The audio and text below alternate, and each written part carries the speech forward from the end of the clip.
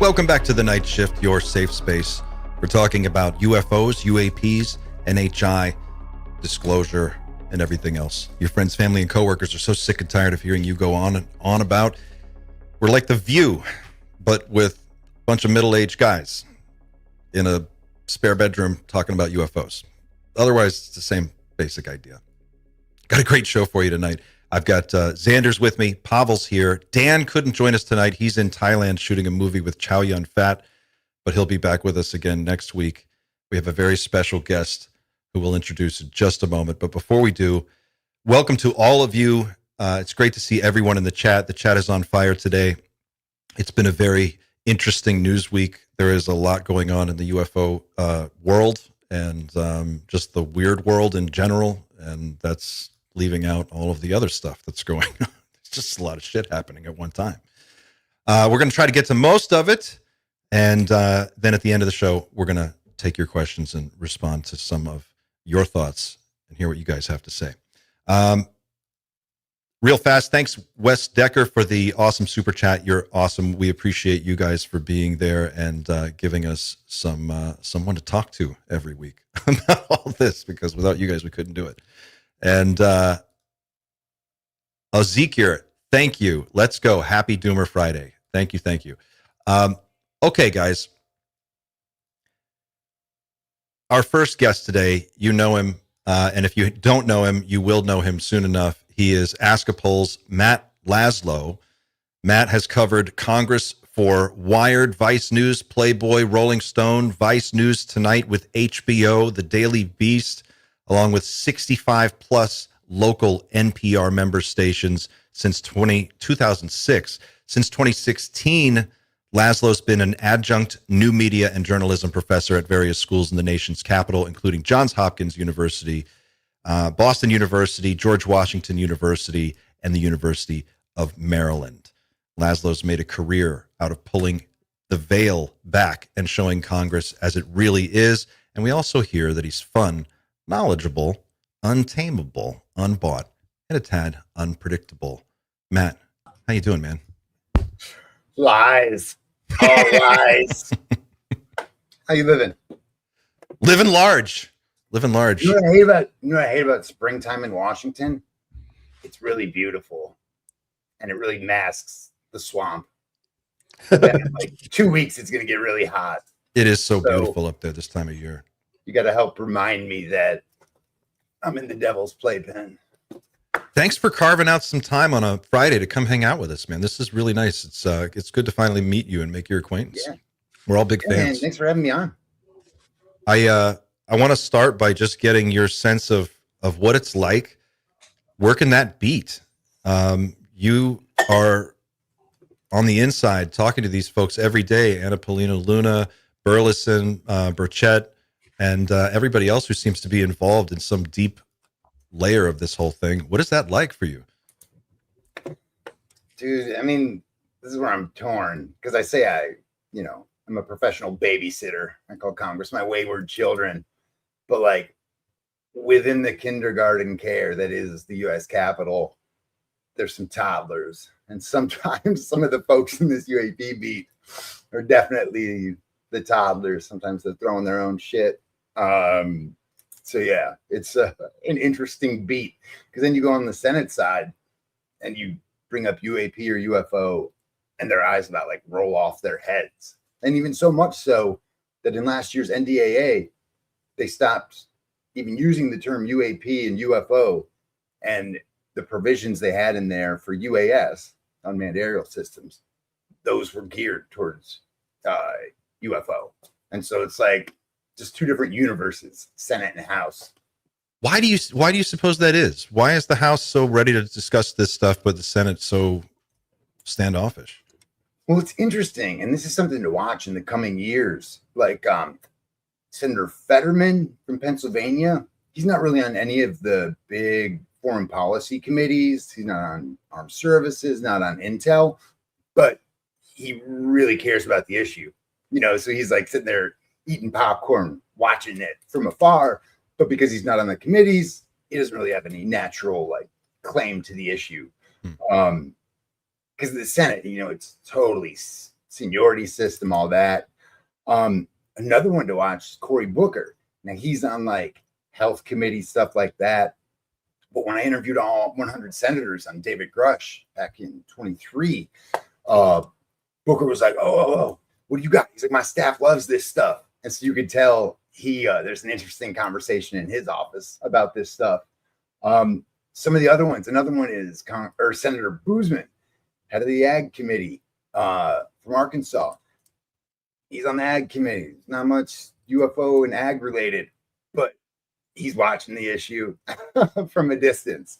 So that's where I don't know if the people who get on armed services and intel, like whether they, get whipped. And so that's why their tongue stops moving. But yeah, or maybe they're just good at being cold-hearted bastards. Have you ever seen that happen before, where someone wasn't on a committee and then they got onto a committee and then they stopped talking about whatever, or they clam up? The flip of that is what we're seeing with Moskowitz right now in the House. People are like, hey, what happened to him? Well, he got moved off of the oversight committee to get onto like the number one committee in his mind, because he's a lawyer, Judiciary Committee. And so the way it works usually is you only get like one pristine, like top level A committee or whatever. And so you're not going to get, it's rare to have, I think there's only 4, maybe 6 senators who serve on both armed services and intel.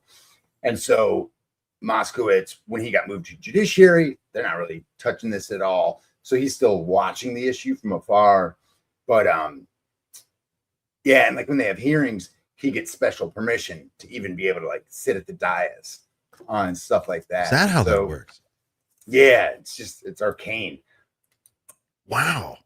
So what is your sense then of like, you talk to all of these different folks that we see the clips, and I'm assuming you talk to them a lot more throughout the week when you're just running back and forth. There are dozens and dozens of interviews that I just never share, because half the time these kids do not do their freaking homework. I want to ask you about that, but first I want to know, what is your sense of like what they each know? Are they all operating from the same pool of information, more or less, like Luna and Burchett and Burleson, or are they, do they know different things and have different ideas about what it is we're dealing with? I don't think I've dropped this interview yet, but we have new Burleson coming out after my haircut in a couple of hours. And Burleson tells me that he actually wrote a letter, I think, to the Pentagon like a month before Luna came out and publicly talked about the 46 different videos that they're trying to get declassified or whatever. And y'all are going to hate this. Here's the scoop. The intel community or whatever, and I believe AARO, is now working with Congress. Next step is to give them the UAP caucus, private classified briefing. And I'm like, no. Well, what about the public? What is this disclosure? And they're like, we don't know yet. And so it's right now seeming a little bit like business as usual, despite the commemorative coins that is that where your deep statey comment comes from, Matt? You recently did one, right, on X? Yeah. So yeah, and my deep statey comment was, so let's take a step back. You have, especially in the House, like in the Senate, Gillibrand kind of looks at AARO like it's her like deformed little kid, might be freaking deformed, might not know how to walk, but like she ain't gonna, kill her kid. And so in the Senate, like, boom, they are not giving up on AARO. And again, I think it was just crafted in 2022. The whole reason they crafted it. This is actually one of my favorite interviews. I think it was my last one with Senator Rubio before he went to become Secretary of State. And I was asking about Kirkpatrick, and Kirkpatrick had just left, and he was, out there doing his little media tour, which was just utter BS. So, like, all the members were like, wait, that dude's out there saying that stuff? Like, where was he when he was leading AARO? And Rubio kind of like, just like exhales, and he's like, man, that's why we created AARO. He's like, he was pissed at Kirkpatrick because he's like, wait, I have to do Kirkpatrick's homework? No. The Senate created AARO because we wanted to wash our hands of this. And so AARO was intended to be public facing. Well, so now on the House side, UAP caucus, Luna and Burchett especially, or pardon me, and Burleson especially, have kind of fallen in love with this FBI UFO unit. And what they said when they first learned about it last year is they were like, well, first off, when they first learned about it last year, Senator Rounds was like, they're there, kids. They're there. Because the senators had known about this unit long before the UAP caucus even learned of it. Growing pains for these kids. If you don't mind, so what you're saying there, Matt, is they're like, okay, great, yeah, this is some great information. Let's bring in our resident UAP task force into like AARO into the equation. That's basically what you're saying. Well, I mean, on one level, the Senate, they'll deal with AARO. The House is like so over AARO that they're kind of looking for this FBI unit to kind of take over its place. And I'm like, I keep pushing them on it. I'm like, guys, do you know that the FBI's mandate is to be secretive? Like, their mandate is the opposite of AARO's mandate. AARO might be doing a shit job at it, but they were supposed to be public facing. And so pushing members on it, they haven't really totally connected the dots, because I think their calculation is, all right, we just need to get our foot through the door. And it was actually funny. The week they learned of that FBI unit, you know, we broke the news at AskAPol UAP on Substack. And that Friday night, for the first time in my like 20-year career, I got a call from a member of Congress telling me that the FBI was not happy that I broke that news, which just made me fucking giggle, because those FBI agents, put the fear of God in this congressman. I'm like, awesome. I pissed him off. Woo! Can we go live right now? Wow. Different I guess, mandates. just on that note, that's a good way to start off Doom a Friday. So if you go to doomafriday.com, we have a live Doom meter, and yeah, on the news that AARO is apparently going to get involved officially now with whatever disclosure push we're currently in. It's a good time to introduce the Doom meter. Go ahead, you can go and go there and vote. Wait, We're what's on the three? Doom Condition 3. It does go to 11, I am told. No one has ever reached 11, but it is possible. We'll get there tonight. We'll get there tonight. Wow, that's a lot to take in. So they're not even in this. They're not even operating on the same playbook. There's the House and Senate are completely disconnected on this. Dude, they're literally having, and this is like half of my job these days, and a lot of it, you know, I did my MA thesis on increasing partisanship from like the 80s on. When I say today's problem is tribalism, it's no longer partisanship. But so like, because I'm always studying Fox News and OAN, like when I first was covering that group that did all the book bans, Moms, what's their freaking name? Moms for Liberty or something? Yeah, I think that was it. When I first was covering them, like they were having their annual conference in Philly. It was like the second annual conference. You had President Trump going to speak there. Nikki Haley, that's when she was running for president, she was going to speak there. Alabama Governor Hutchinson, he was going to speak there. And I asked all these Democrats, including a couple leaders, not Jeffries, but I asked like the number 3 House Democrat, also asked Elizabeth Warren. And Elizabeth Warren, you know, she's professor too. And she goes, wait, I should know who they are, right? It's like, guys, you're nuts. Also, Cory Booker, he had no idea who they were. And it's like, guys, you have this luxury in this like make-believe swamp here to not have to know who Moms for Liberty is.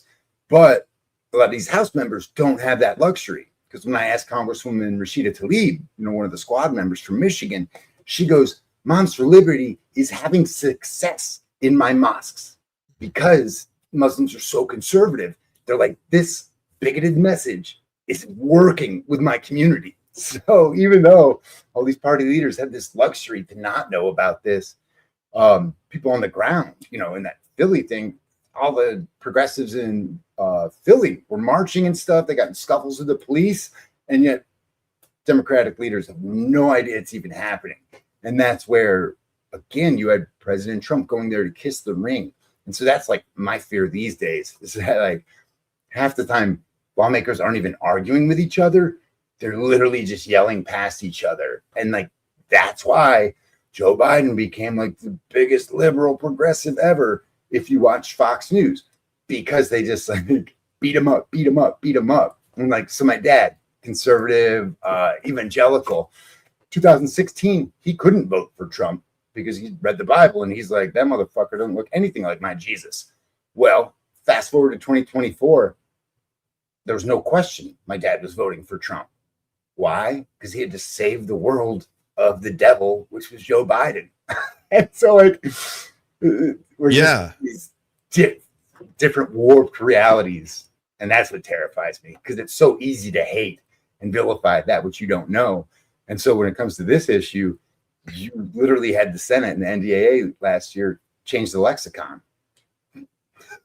Do you think it's partly, you just mentioned something that's really interesting about the nature of kind of our news ecosystem right now, and how how do you feel about, in general terms, how this topic has been covered since 2017? Because there seems to be a sense from people looking in that there's a lot of motion, there's a lot of activity, it's leading towards some kind of an outcome or a resolution, and we're just kind of like waiting for the other shoe to drop. But what you're describing sounds a lot more disconnected and disorganized than that. Is it being covered properly? We see it on networks, like I see it on Fox, we see it on CNN, we see it on, of course, News Nation. What's your assessment of like the media landscape around UFOs right now? Well, I mean, on one level, it's terrible, but that's like looking at the forest level. It's been insane. Like these past 2 weeks, there's been like actual news, and like lawmakers have known some stuff. All last year, it was literally just like pulling teeth to get any lawmakers, even ones on the UAP caucus, to focus on this issue at all. And part of that, I think, was a good ploy by GOP leaders. Like, how do you throw water and like put out this fire from your like far right fringe folks? Well, instead of giving them the select UFO committee they wanted, GOP leaders were like, here, we're going to entrust you fringe members with being in charge of every secret under the sun. And so literally all last year, they were like breaking the JFK conspiracy. They were investigating the RFK assassination, MLK. And we reported AskAPol, like their first couple meetings in the secret task force, UFOs wasn't even mentioned. And so like GOP leaders won that battle because they gave those members a shiny object and it distracted the kitten. But once they were done with everything else, then they finally, and I think because we're persistent, the community pestering me and then me pestering them in person, got them to take it serious again. And I think because like half of my job, especially like now they want to do a June 4th House markup for the NDAA, the National Defense Authorization Act. So kind of like clockwork, we know that there's going to be a conversation, or that members, their easiest chance to force a conversation on this, even if behind closed doors, is UAPDA and all those other provisions, UAS provisions, which Senator Kaine told me the UAS provisions in last year's NDAA would have dealt with the Langley incursions when Langley was shut down for 17 days by drones or whatever. So we'll see with Trump, as he's wont to do,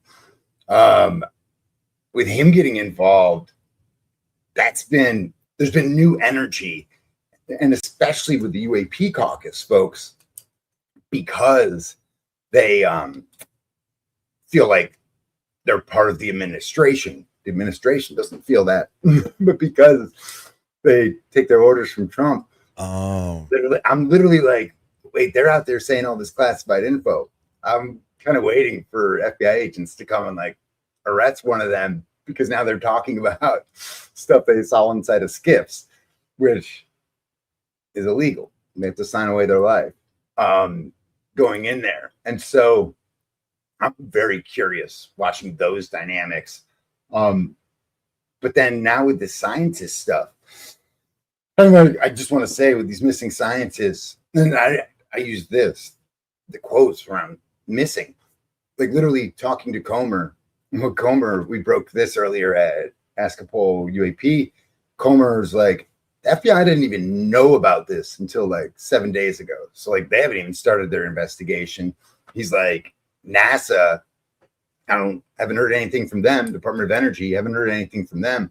And so he's like, I don't even think these agencies have staffs to be able to handle this. And so Are you thinking about holding hearings into the missing scientists, the 11? Well, we want to get the information first and go from there. I don't want to create a big spectacle if there's nothing there. Yeah. But no one's investigated this. I mean, the FBI just has become aware of it in the last week. Yeah. And like What? right there, like Comer is not the most circumspect man, but he's like, wait, there's a lot of smoke, but we haven't seen any fire. So even there, he's like, he wants to rush in and like be on Fox and like, freaking right. Benny Johnson and just say all these conspiracies are like, oh, this is reality. Like, oh my God, the worst thing to happen to this issue is my former boy, Benny Johnson, giving these lawmakers the platform to spout idiocy that's unconfirmed, just gibberish and rumors. With horrible clickbait too. If I know. may add. so He a didn't lot, even retweet me earlier a lot of it you're saying is when I just- had like actual news to update his non-news. so retweet. Thanks, bro. from the outside looking at it, it looks much more organized than that. So you're just saying that this is much more of a shit show from when you're inside of it looking out. Well, yes and no. What I'm curious about, like, it seems like Luna has kind of a direct line to Tulsi Gabbard. It seems, or at least they're like friendly. And Burchett made her that longboard. So like they obviously have each other's numbers and stuff. Kash Patel, like Luna told me she's got his number, but I feel like he's got other things going on right now. Yeah, well, hey man, I'm a two-fisted alkie. Maybe I should put Kash Patel on my beat. But so I don't think, it sounds like when they go to the FBI, they're connected with this group that's like the small UFO unit within the FBI. I'm very curious, like what the top brass knows, if the top brass even knows this unit exists. And so that's where one thing that's been a theme with Burchett is he's like, the president, he's like, I trust his intentions, but he's like, I don't think he knows where to look. And so that's where it was interesting that Comer even brought up Department of Energy and stuff.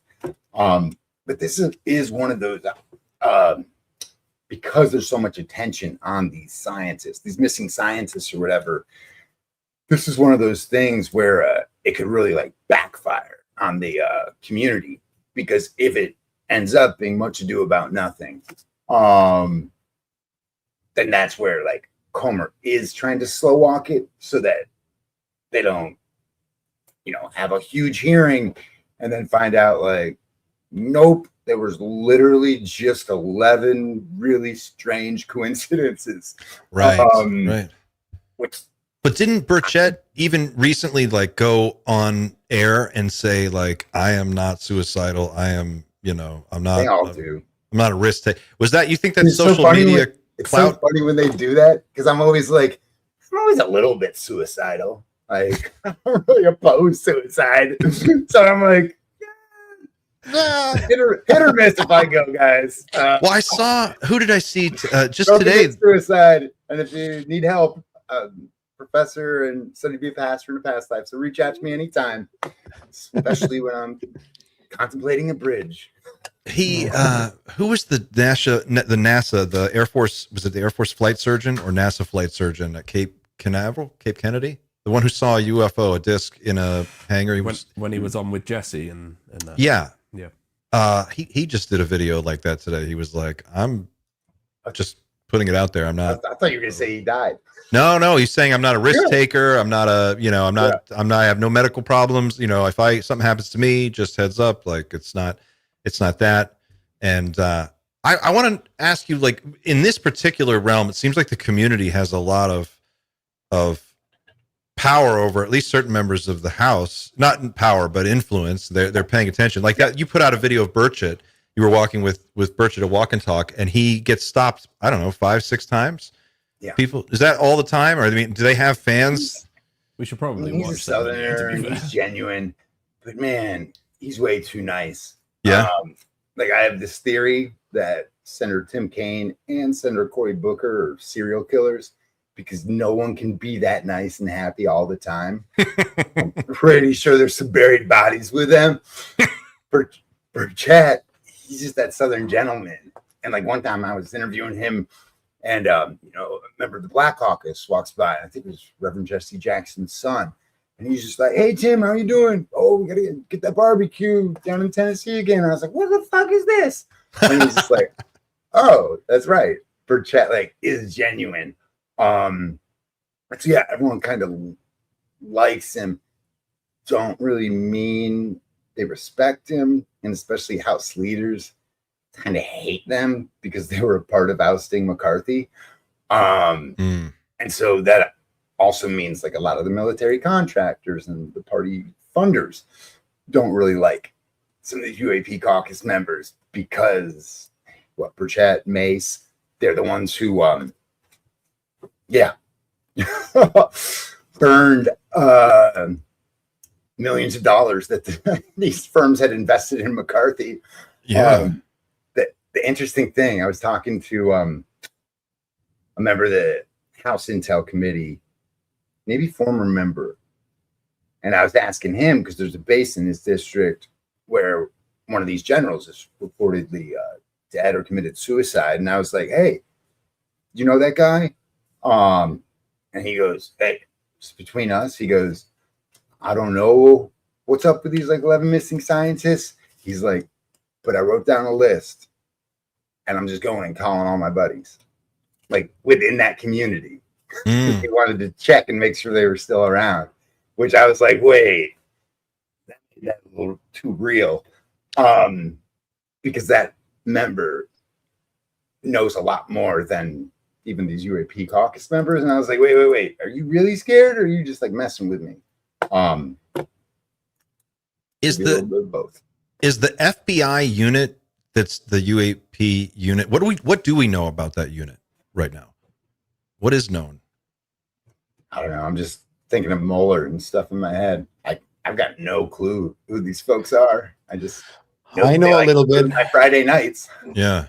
I know a little bit. I know that Jay Stratton has mentioned before that he's working with them and has been working with them. So presumably that's the group that is working together with the FBI. I don't know if I trust them, to be honest with you, but and I know that Luna wants to replace AARO with them, I think, right, Matt? Well, yeah. Well, that's what she said, because they like left. It was like they were taking on a tour of Willy Wonka's chocolate factory. They just came out, because usually when these members leave the SCIFs, this is why I've been like doing some eye rolls the past couple of weeks, because I'm like, wait.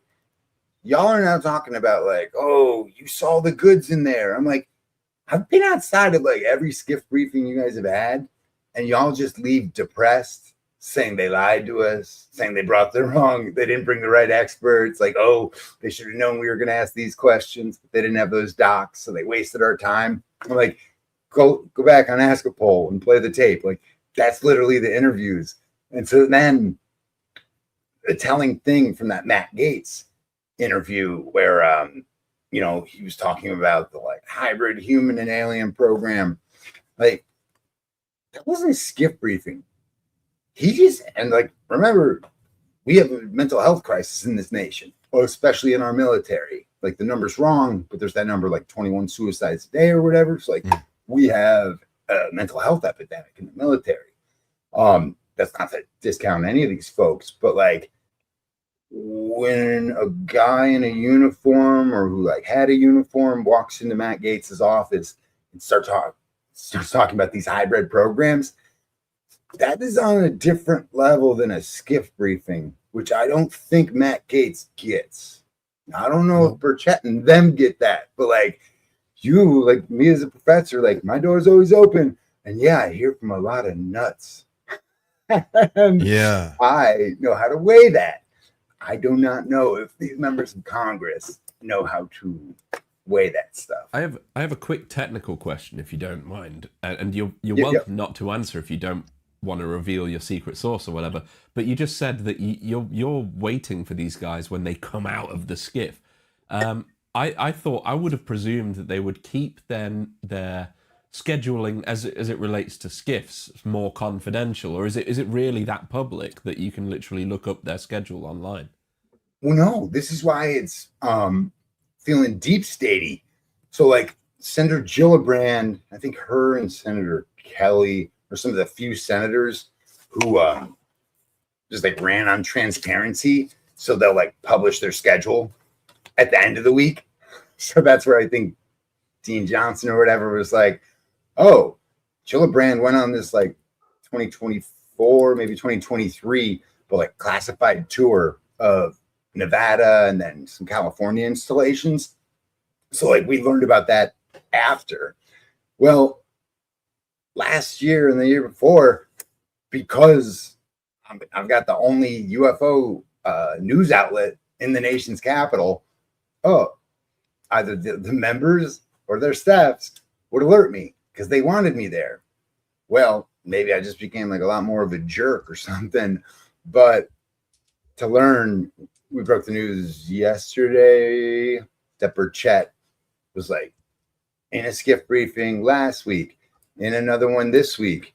And like, they didn't tell me, they didn't tell Joe Cahill at News Nation. And like, for those, especially now that like Fox is kind of watching the scientist issue, and because the president of the United States has promised transparency and disclosure, whatever that will mean, I bet there would have been a lot of national press interested in that. And instead, what did we get?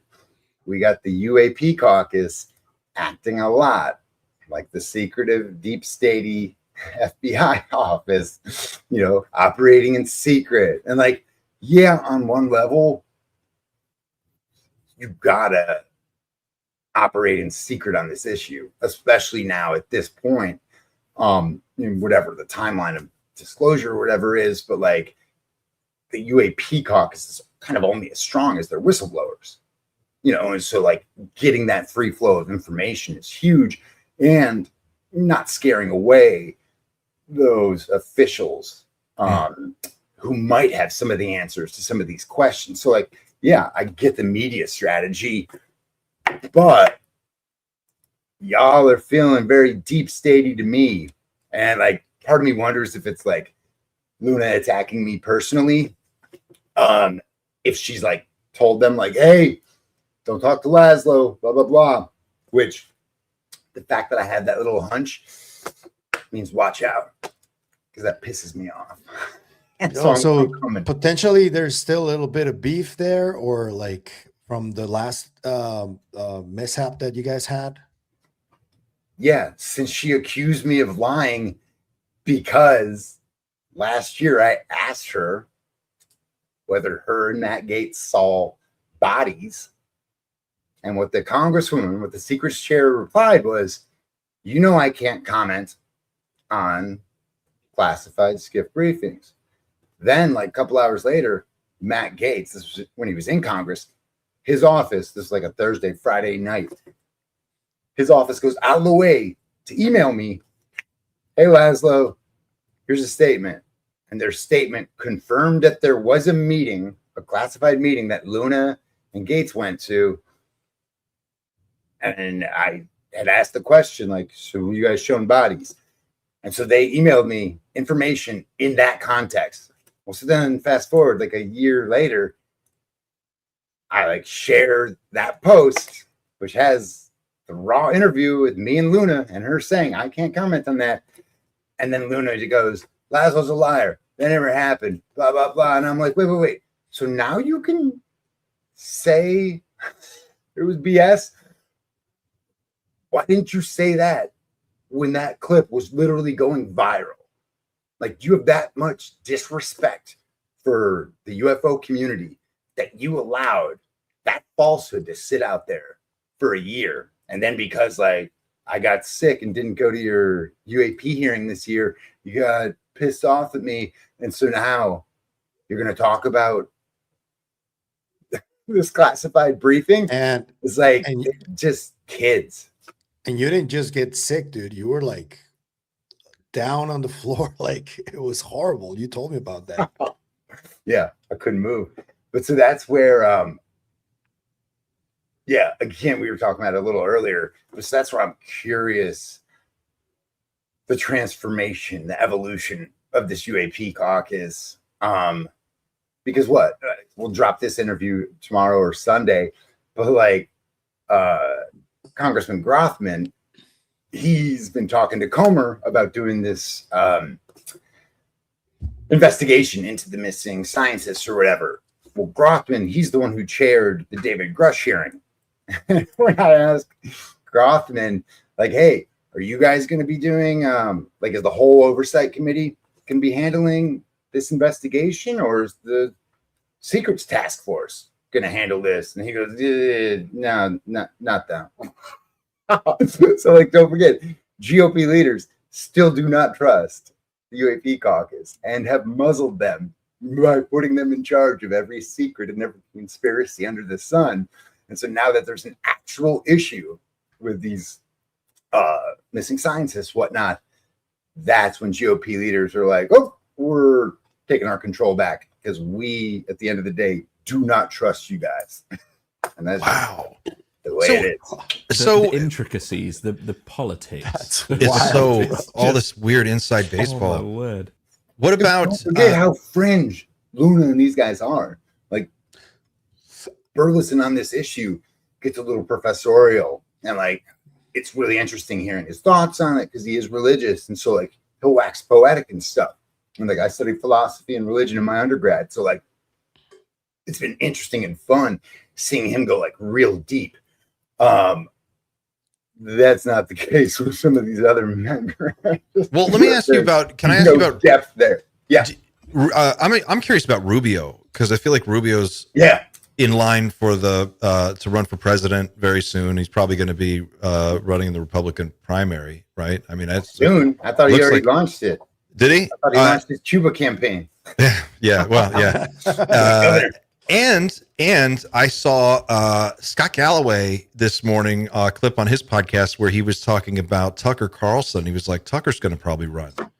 And so it got me thinking, because Tucker takes it very seriously. He's talked about it on his show a million times. It's getting millions of views, right? And then, but there was this series of interviews with Rubio a couple of years ago where he was commenting on this, and they've been cited in a few documentaries. What's your sense of him as going forward, and how does this, like, is this going to stay at the presidential level, or was this all just kind of a sideshow with Trump and Obama?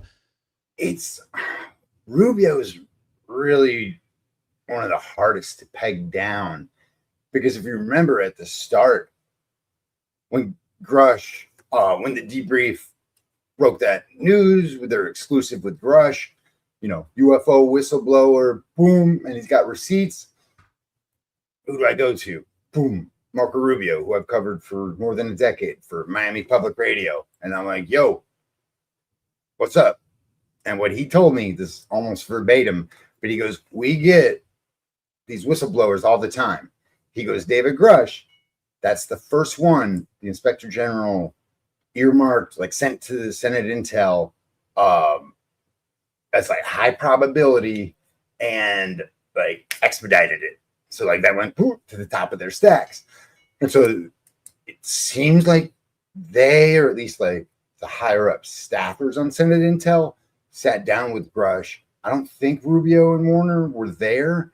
And so that's what I've been trying to figure out. Like, where did Rubio, like, not cool on the issue, but like, where did he either get answers?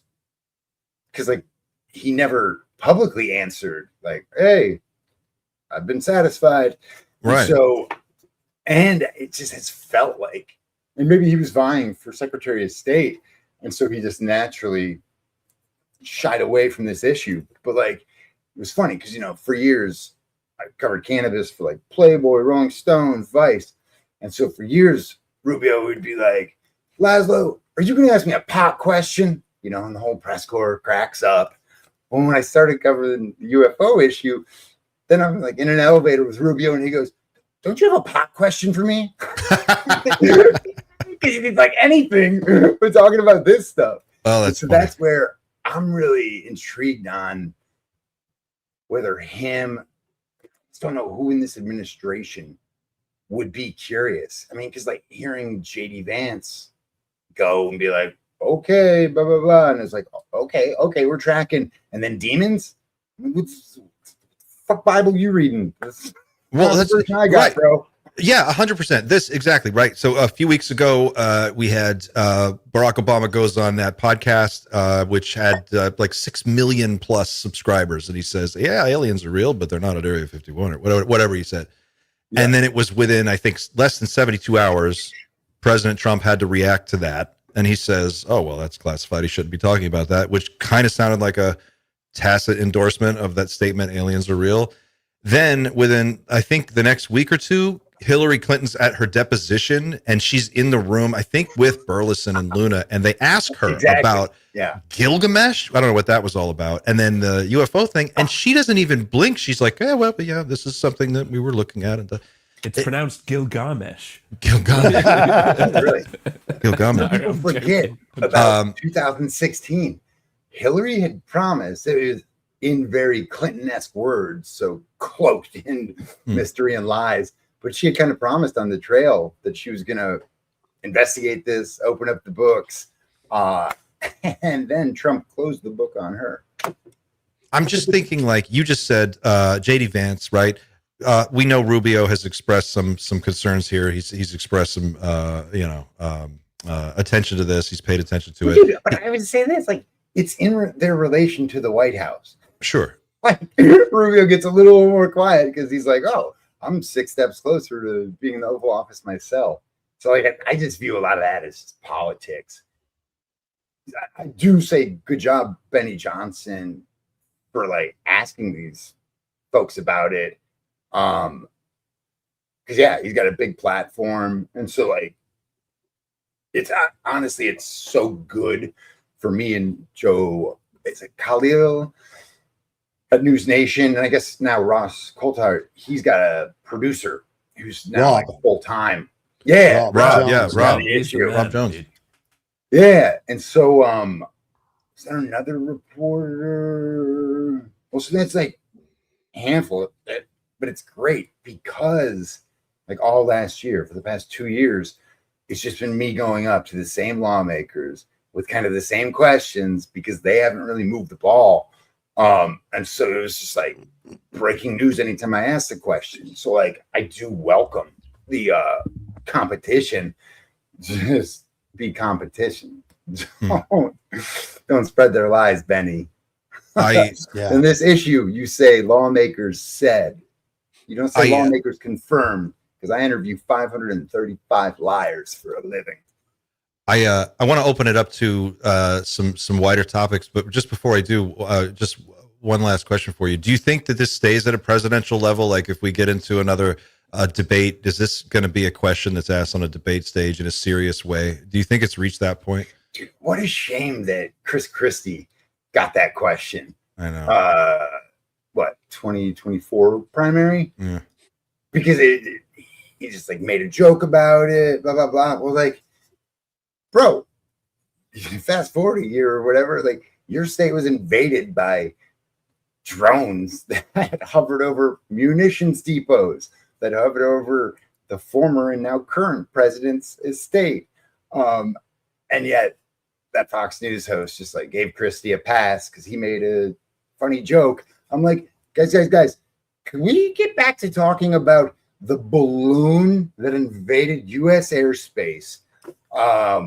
Even though we drop about $1 trillion a year on our military, like, can we talk about how we don't have control of our airspace and how all these sensitive Air Force bases, one of the latest is Barksdale down in Louisiana, but we had Langley in Virginia, which is via F-22 Raptor.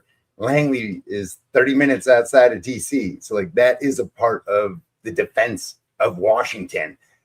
And they had to move that entire fleet of 5th generation fighter jets because they had no air control for 17 days. And those lawmakers still don't have answers as to what shut down that airspace. Same with Luke Air Force Base, the Barry Goldwater Range in Arizona, ... And so like you guys know what the Air Force's solution was to the 17-day Langley shutdown? They bought nets.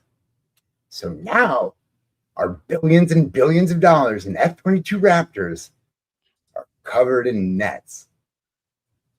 That's what you get for $1 trillion, y'all. What are the nets for? Nets. Drone nets. Dude, but then literally I'm watching our airstrikes in Iran, and some of them are crazy because you can like camera angles over here and you like see something in the garage and we don't blow up the garage. We just boom, target that. And I'm like, guys, I don't think the nets are going to work.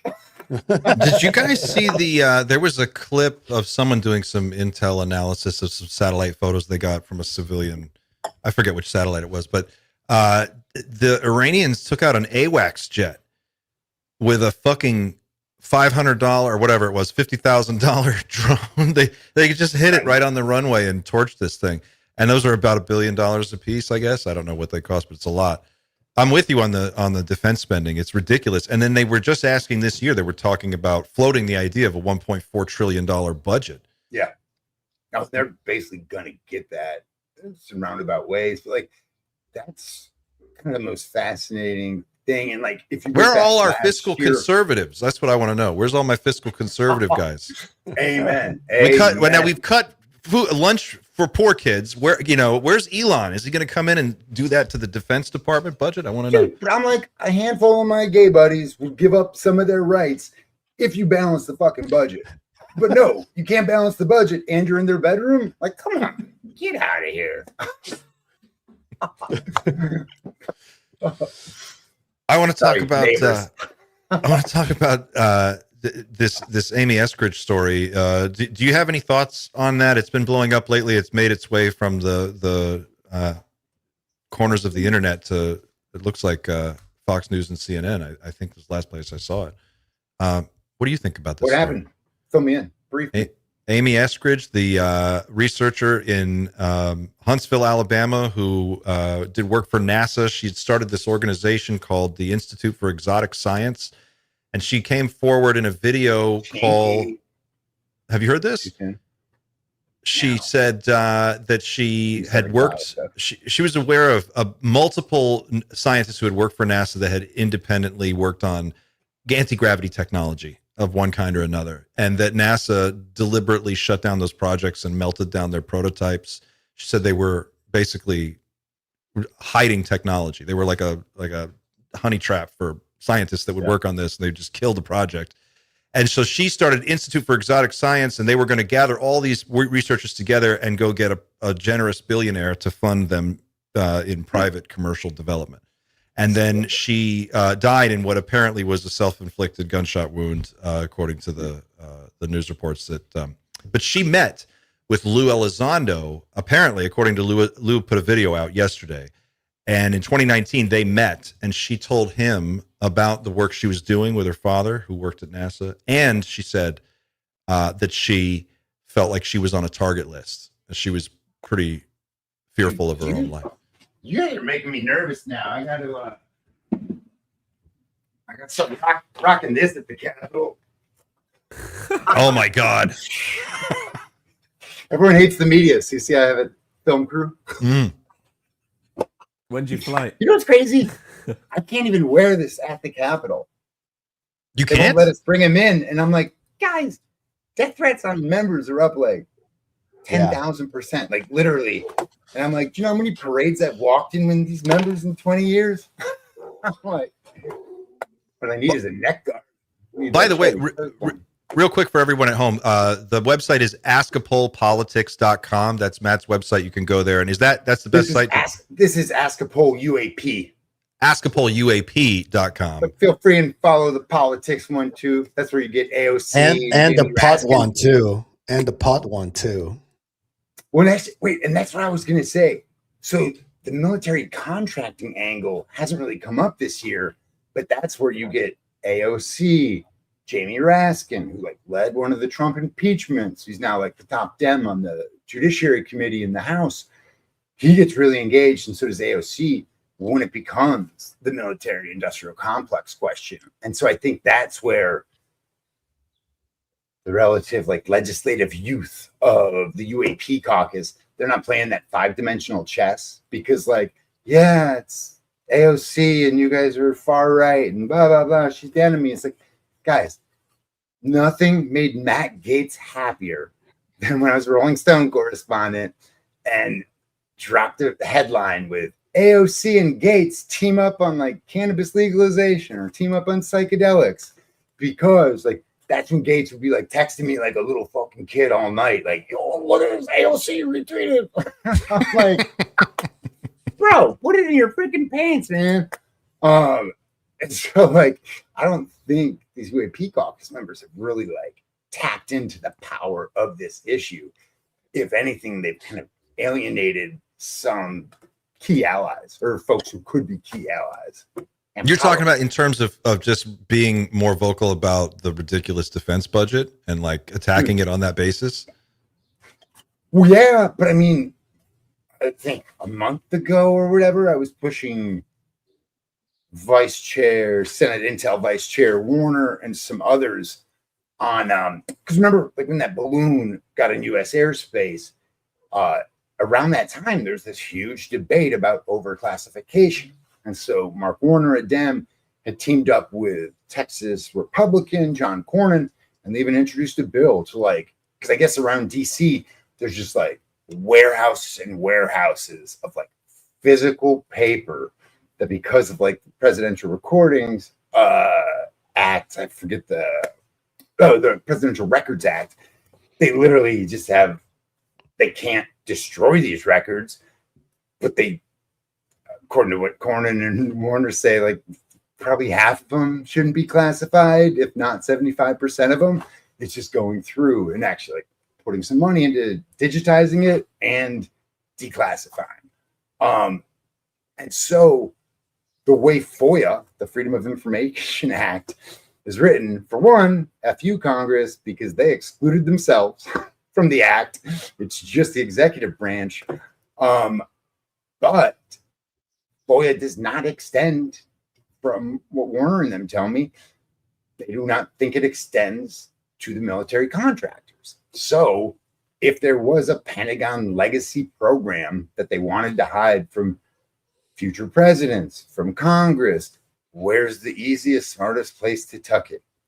Inside of Lockheed Martin, inside of ...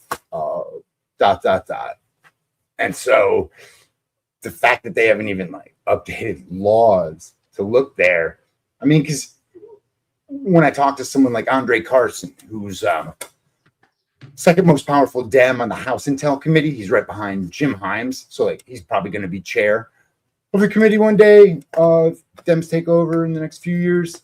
And he's also the one who chaired the 2022 UFO hearing, the first one in 50 years. And whenever I ask him about it, he's always like, hey, or for one, he's an Intel guy. He worked for Homeland Security in Indiana. So every time I'm done interviewing him, I'm like, wait, he just got information from me. I got nothing from him. And he's like, what are you hearing on the issue?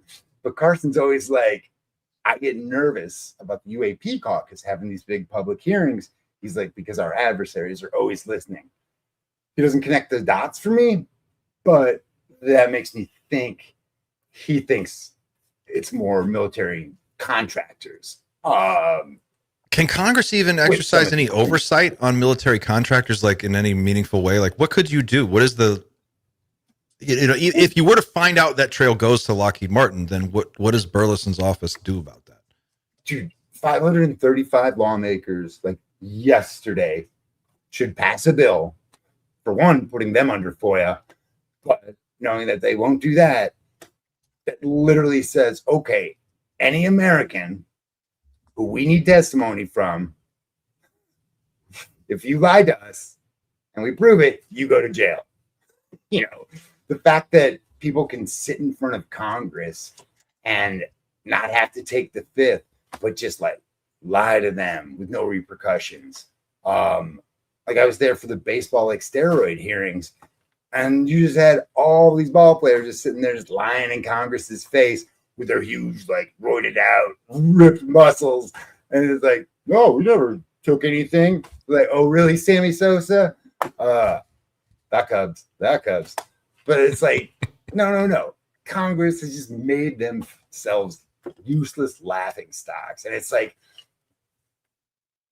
part of me hopes and just like keeps praying, especially like with these, the way we're seeing all this Epstein stuff and like members going after other members for being rapey or raping Hill staffers. That's progress, which is insane. I'm like, I come from the castration camp. You seem you pretty, want to get pretty rapey? jaded. I get snippy. You seem pretty jaded about the whole thing. It seems like you've been there long enough to know better than the rest of us. But like Congressman Luna and Mace have like stood up to their party, but taken on even powerful members of their own party. MTG left Congress for protecting girls from rape. Like it's insane. And so like the fact that there's been this like sea change on something that you wouldn't even think you would need the sea change on. I'm like, lawmakers, I hope, especially with that young, like, Tea Party or MAGA energy, like, come on, blow things up. Extend FOIA to all of Congress. Because, for one, right now, you can, like, burn your documents. But you're going after Pelosi's. You know? Yeah. So that's where these members, I'm like, I hope they really, like, upend things. Perfect start would be changing classification and literally saying, okay, military industrial complex, let alone AI industrial complex. Like, if you guys want federal money, like, we own your docks, you know, have some kind of oversight. Yeah. Matt, we got to switch it up and move on to something else here. But do you want to stick around and hang out? Bounce in a minute or two. You sure? Run. Oh man, get my hair chopped. Well, guys at home, go to AskAPol UAPs.com and subscribe, and then you can find Matt on Substack as well.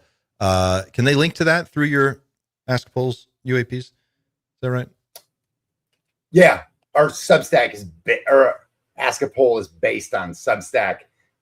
Even though it's all through. I'm not totally wed to Substack. I don't know what the heck they're doing with Polymarket and this stuff. Makes me nervous. Yeah, that's so if you are dubious of Substack, so am I. Well, go there, follow Matt, and follow his work in DC as he continues to cover this. Thank you so much, Matt. This has been awesome. Send me questions. Like, people are always like, man, you ask brilliant questions. I'm like, I didn't get those from a posse.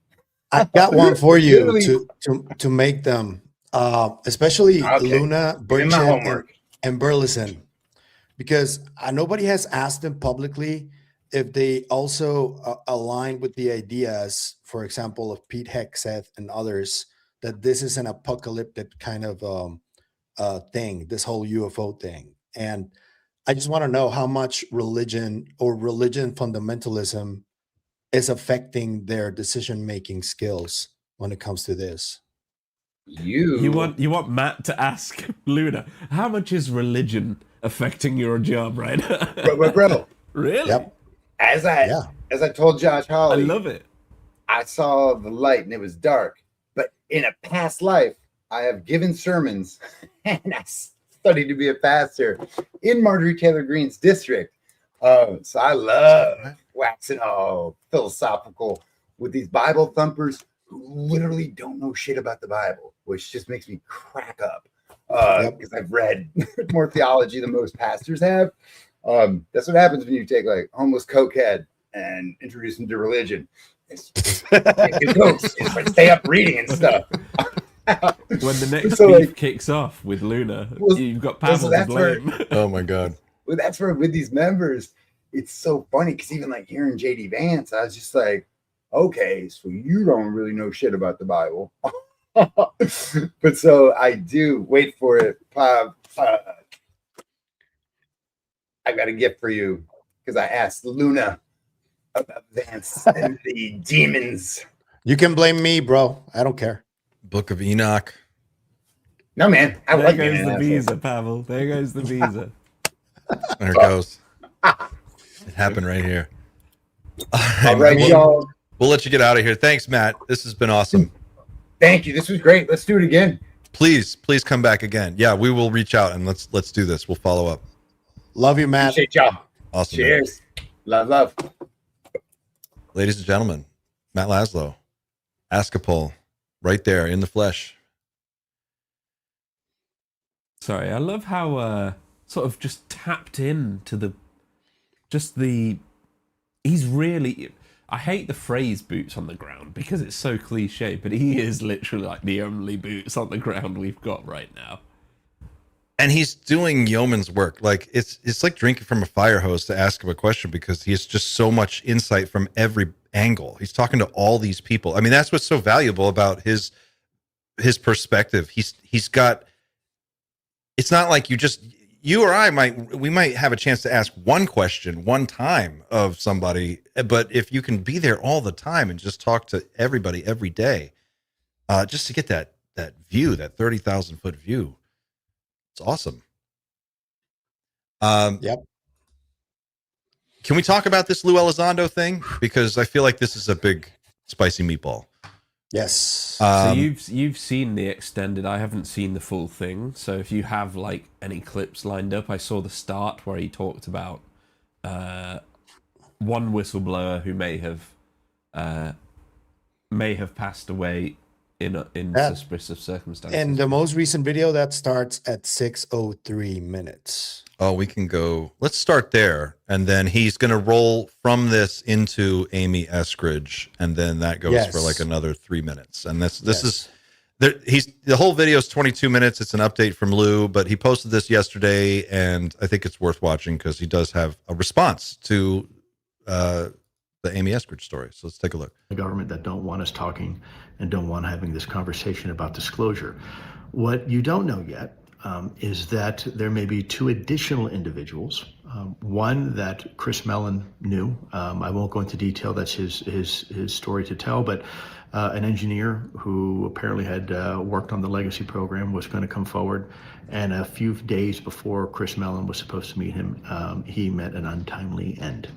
I don't know the details surrounding his death, but he died. It might have been a heart attack, but I could be wrong. Then there's another individual, and I'm going to save his name to protect the privacy of his family, but he was a senior Department of Energy official. And this is probably in the 2023 timeframe. I'd been talking to him for some time, and he was willing to come out and talk to Congress, particularly Marco Rubio, about what he experienced regarding UAP and the Department of Energy. He was a very, very senior special agent at the time.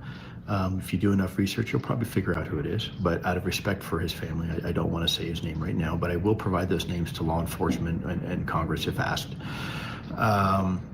This is an individual who was ready to come forward and provide some detailed conversation and information about DOE's efforts in the legacy program.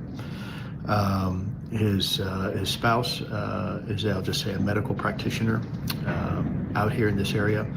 And she came home and she found her husband dead on the couch, on the sofa. He allegedly had died from COVID complications, but speaking to his spouse, he seemed okay the morning that she left. He was just sitting there watching TV, I guess. And yeah, he's dead as well. So, you know, is it really COVID complications? It could be, but also maybe not. And I think it's important to recognize that, you know, the media is covering 11 people now, but it might be more, a lot more.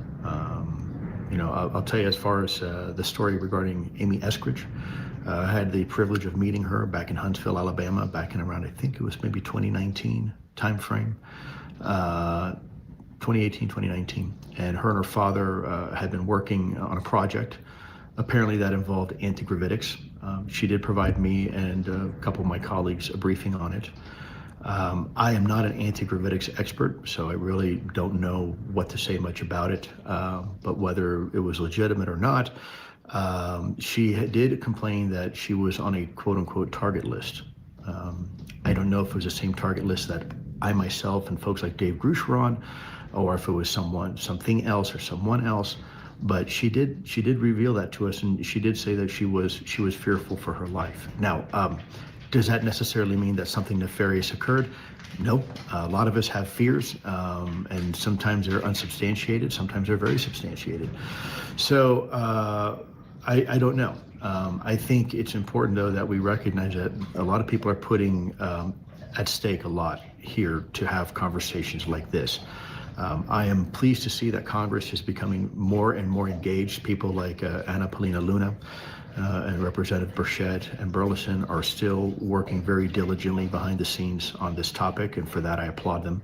Okay, we can. That's about as far as we need to go. Thoughts, feelings? I just have one question. Why do you think there's like Amy saying things about Hal and Lue and making accusations like that? Because she's very clearly in that interview where she was like speaking more openly, more loosely. Mm-hmm. Where do you think that comes from? Because that I'm very curious about that, and asking the both evil Lue thing? asking both Lue and Hal about that. I'm very curious about that, and I know this is a hot topic, you know, because we sort of discussed some of this before, but I'm just very curious of what made her say that, if she was really going through a rough time because of all the paranoia, or if there really was something to that, you know. Yeah, I don't know. That's a big question for me. What she was very animated and clear about that, and she repeated it a couple of times. And you know, everybody, we're all, you know, when you drink too much, everybody's guilty of maybe being a little too enthusiastic or too energized from time to time. But she seemed like she was really trying to say something there, clearly. And I think that's what I took away from that whole video, was like, this is a woman who clearly is dealing with a lot. She's clearly under a tremendous amount of stress. What the cause is, you know, I don't know her. I don't know. But I know what she's saying, and she's clearly wants people to know this information. And that was the whole point of having that conversation in the first place, was like talking about how could we disclose what I know and how that would go down. I don't know, but as to what to make of it, I don't have the clip ready here, but there is a clip of her saying like Hal Puthoff is evil, straight up. Yeah. And Lue Elizondo too. And I assume that's why Lue responded to this story, because he's mentioned directly by Amy in that video. And she says, she recounts that meeting. She's like, I met with Lue, and he told me that the government could pay you a lot of money to keep this technology away from the Chinese. And then she goes, okay, well, please, can you arrange that meeting for me? And she said that at that point he went radio silent, and that was the last conversation they had, which was very interesting. And then Lue talking about these other people that passed away at the beginning of the clip.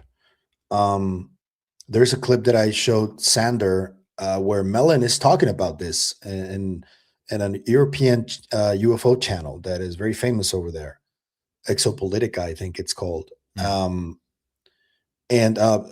that's the first time I ever heard of that. and I had forgotten, but I saw this tweet from Astral, and I recall that I had seen this clip, and so it had already been discussed by Mellon. That one.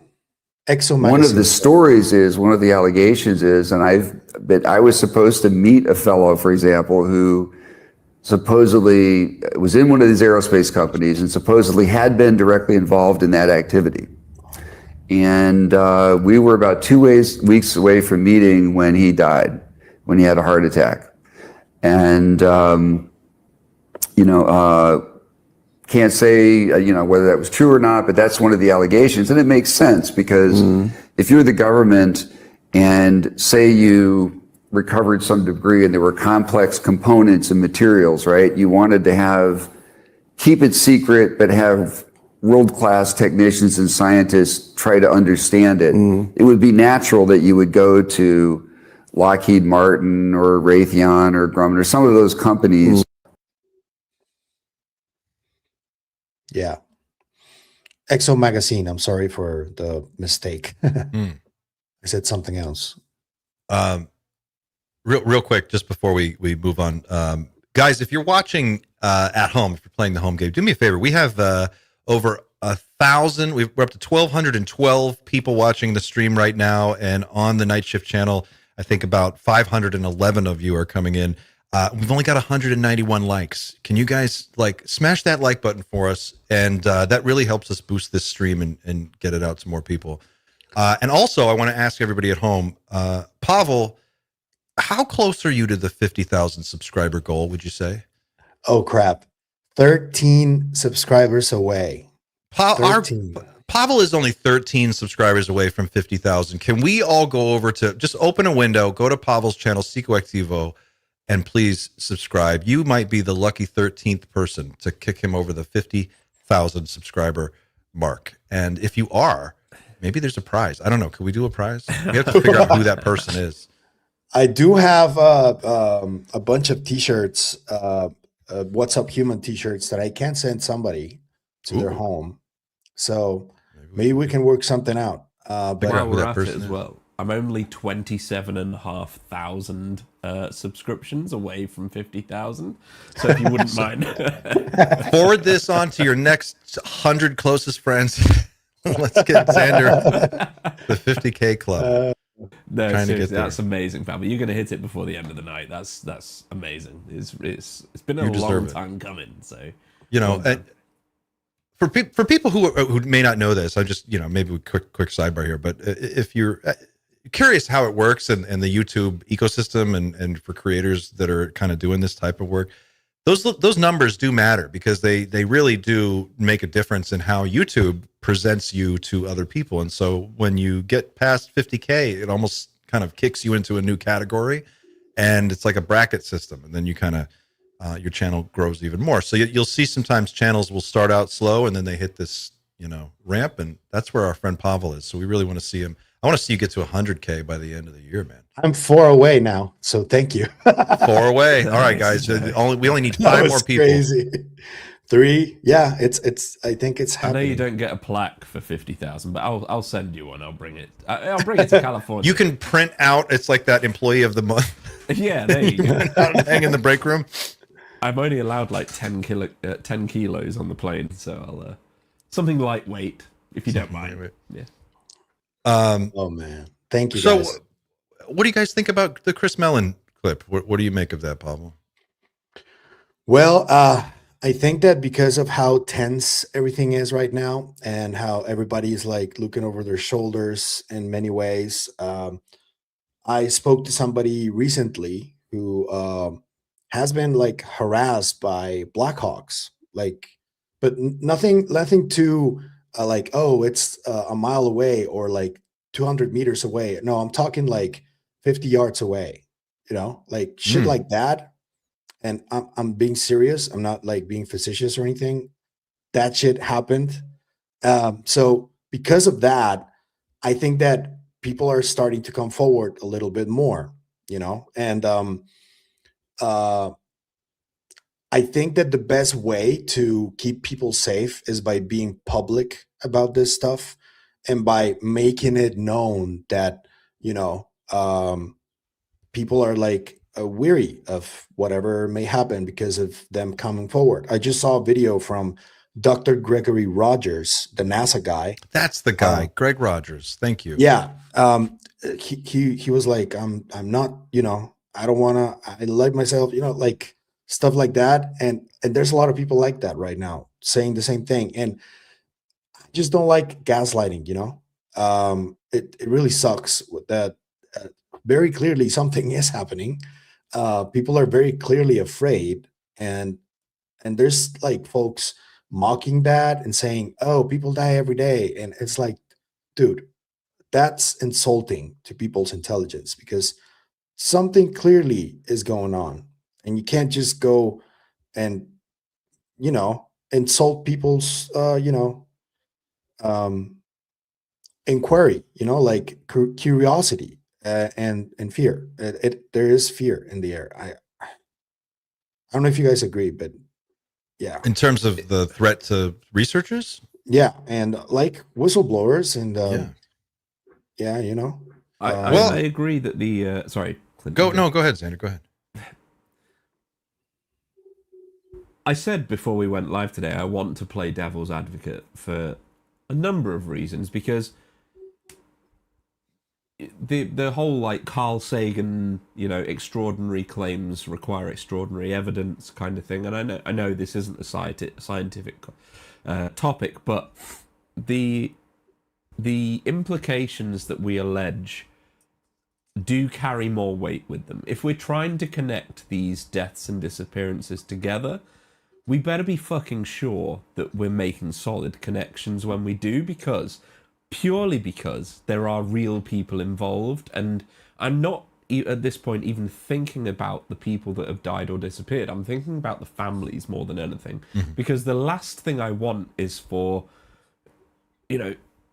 some of Escridge's family to think that we're pushing an agenda that they don't disagree with. Like the idea is that we feel there are questions that should be answered, rather than we're alleging anything specifically. So when I see the FBI saying we're going to look into this, I think that's a great idea.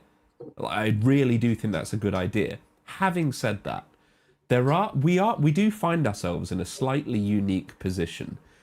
I'm sure this probably has a name, but there's like there's a theory surrounding like big world. So we have a lot of people on planet Earth. It's 8 billion at this point, and now we're all connected.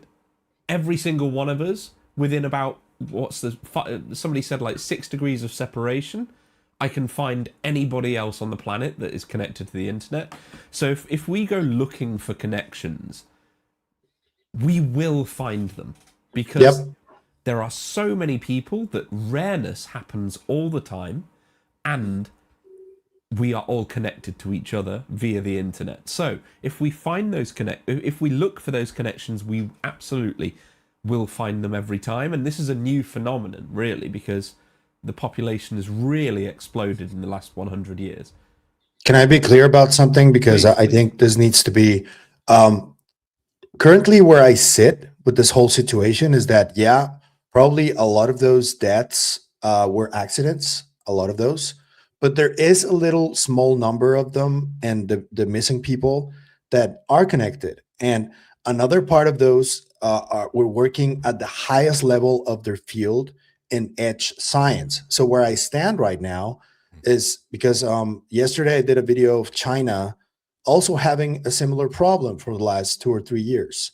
So where I stand on it right now is that the only UFO connection there is to this is McCaslin. That's the only one. But I think this is a giant edge science iceberg problem, and UFOs is just one tiny bit part of it. And I think that the gaslighting comes because people go like, oh, this has nothing to do with aliens. Why are you talking about this? None of these are connected. Maybe that's the case, but that doesn't mean that we shouldn't be alarmed for something that could potentially be happening. In my estimation, I think this is a war right now over edge technology breakthroughs. That's what I think is happening right now. And UFOs are slightly tied to that because edge science also has to do with propulsion and with plasma physics and asteroid signaling. And, all of those, and all of the people that are going missing and dying are working on those things. Very alarming if you put all those together, I think. But yeah, it probably doesn't have to do with just UFOs or aliens, but it has to do with something that should be of everyone's interest. And this is not unheard. Israel assassinates Iranian scientists every day. Russia has assassinated American scientists. This happens all the time. This is just part of the cloak and dagger world of weird espionage activities that go on. To hold up progress in an area, or recruiting scientists. Xander and I were talking on our text, and I don't think you're getting much coverage of this in the UK, are you, Xander, at all? Oh, zero. Nothing at all. I find it crazy that this is appearing on, I think you said Fox News. I've definitely seen it on Fox News, actually. This has not, as far as I'm aware, it's not hit the BBC in any sense. I think the Daily Mirror covered it, or Daily Mail, sorry. But the Daily Mail in the UK, we don't consider it something that people rely on. It's more of a magazine than anything else at this point. Wow. But to be clear, I'm playing devil's advocate to leave room for there to be legitimate explanation. I do agree that there is enough correlation at this point to warrant proper investigation. So I am glad that the FBI has said they're going to step up. I'm glad that the president apparently was briefed on this thing. I'm just going to say goodnight to my daughter, but feel free to carry on. Please do. I think for my part, the thing with Escridge, her case, is that it's got all the red flags, right? It's got it's literally there is video of her giving a presentation to a room full of aerospace engineers and physicists and all graybeards, by the way, or most of them. Like 50 people in a room, and she's giving a presentation and she's showing the TR-3B, and she's like, this is Boeing Phantom Works. This is what they're doing. This Podletkov is working on this. If this wasn't this was her business. Her business was literally, she formed a organization called the Institute for Exotic Sciences and got $500,000+ in startup funding to get this thing off the ground. This is not a person who's just marginally related to this topic. And then she puts out this video where she goes on and on for almost over 2 hours. And she's like, look, I'm a target. NASA has been covering up anti-gravity research. Yes, that's a thing. Yes, I'm going to disclose, or I'm trying to figure out how to do that right now. Who am I going to talk to? She's thinking about all of the different press people she could reach out to and how this would all go down. There was a plan in place for her to at least move forward with some of this information, and she was actively preparing to do so. And, whatever the final outcome of a proper investigation would reveal, I guess that's, the best we can hope for. But someone should look at it, because there's no way that's not, there's no way it's not weird. I'm just not buying that. Dude, it's entirely possible that many of these cases are not linked, but they need to be investigated simply because of the nature of the work people were doing and all the connections to JPL and NASA and Wright-Patterson Air Force Base. And it needs to be investigated. If it was something different, just a little bit of a hint of smoke would garner an investigation. This is for people who haven't seen this. Here's Amy. Applied physics. So some of you have probably met John Brandenburg and Paul Murad. So they have this company, Morningstar, and they have what's basically a modified Searle machine. So we talked about the Searle machine a little bit earlier. Brandenburg talks about his gem theory, which is this gravido-electromagnetism theory, and they claim a 7% 7% weight reduction. So you can see it's very similar to the Searle generator that we looked at earlier. It's got the rollers and they magnetically rotate and all of that, but they also, kind of the different part about this one is that there's actually a ferromagnetic fluid inside the center disc here. And I think it's actually just vegetable oil with some iron shavings in it, what I heard. But, so they claim 7% weight reduction. And then kind of the rumor that they're sort of privately claiming is they're now claiming 20% weight reduction. But I'm not so sure they're actually getting 20%. So there's, of course, the more well-known ones like Boeing Phantom Works. So this Gravity Research for Advanced Propulsion, or the GRASP program, has been around probably for a while, but they admitted to it publicly in 2014, is when they sort of admitted they had that program. I was reading there's some chatter about maybe Podletkinov being involved in this. I'm not sure if that's true or not, but I was sort of hearing that. And then, so these are so Phantom Works is where you get these black triangles that people talk about sometimes. So if you're into like the UFO scene, MUFON has a lot of reports of these like black triangles that people look up and they just see like a black triangle blocking out the stars in the sky. There's a lot of reports of things like that. And that is supposedly the TR3B black triangle. And sort of the rumor is that that's what you call an ARV, which is an alien reproduction vehicle, which is sort of like... If that turned out to be a coincidence, that she just so happened to be so focused on this topic, I would be really surprised. I don't know. Yeah. What you guys think about some of these. You know, I've heard this a couple of times already that Amy Escridge's father is considered like NASA royalty.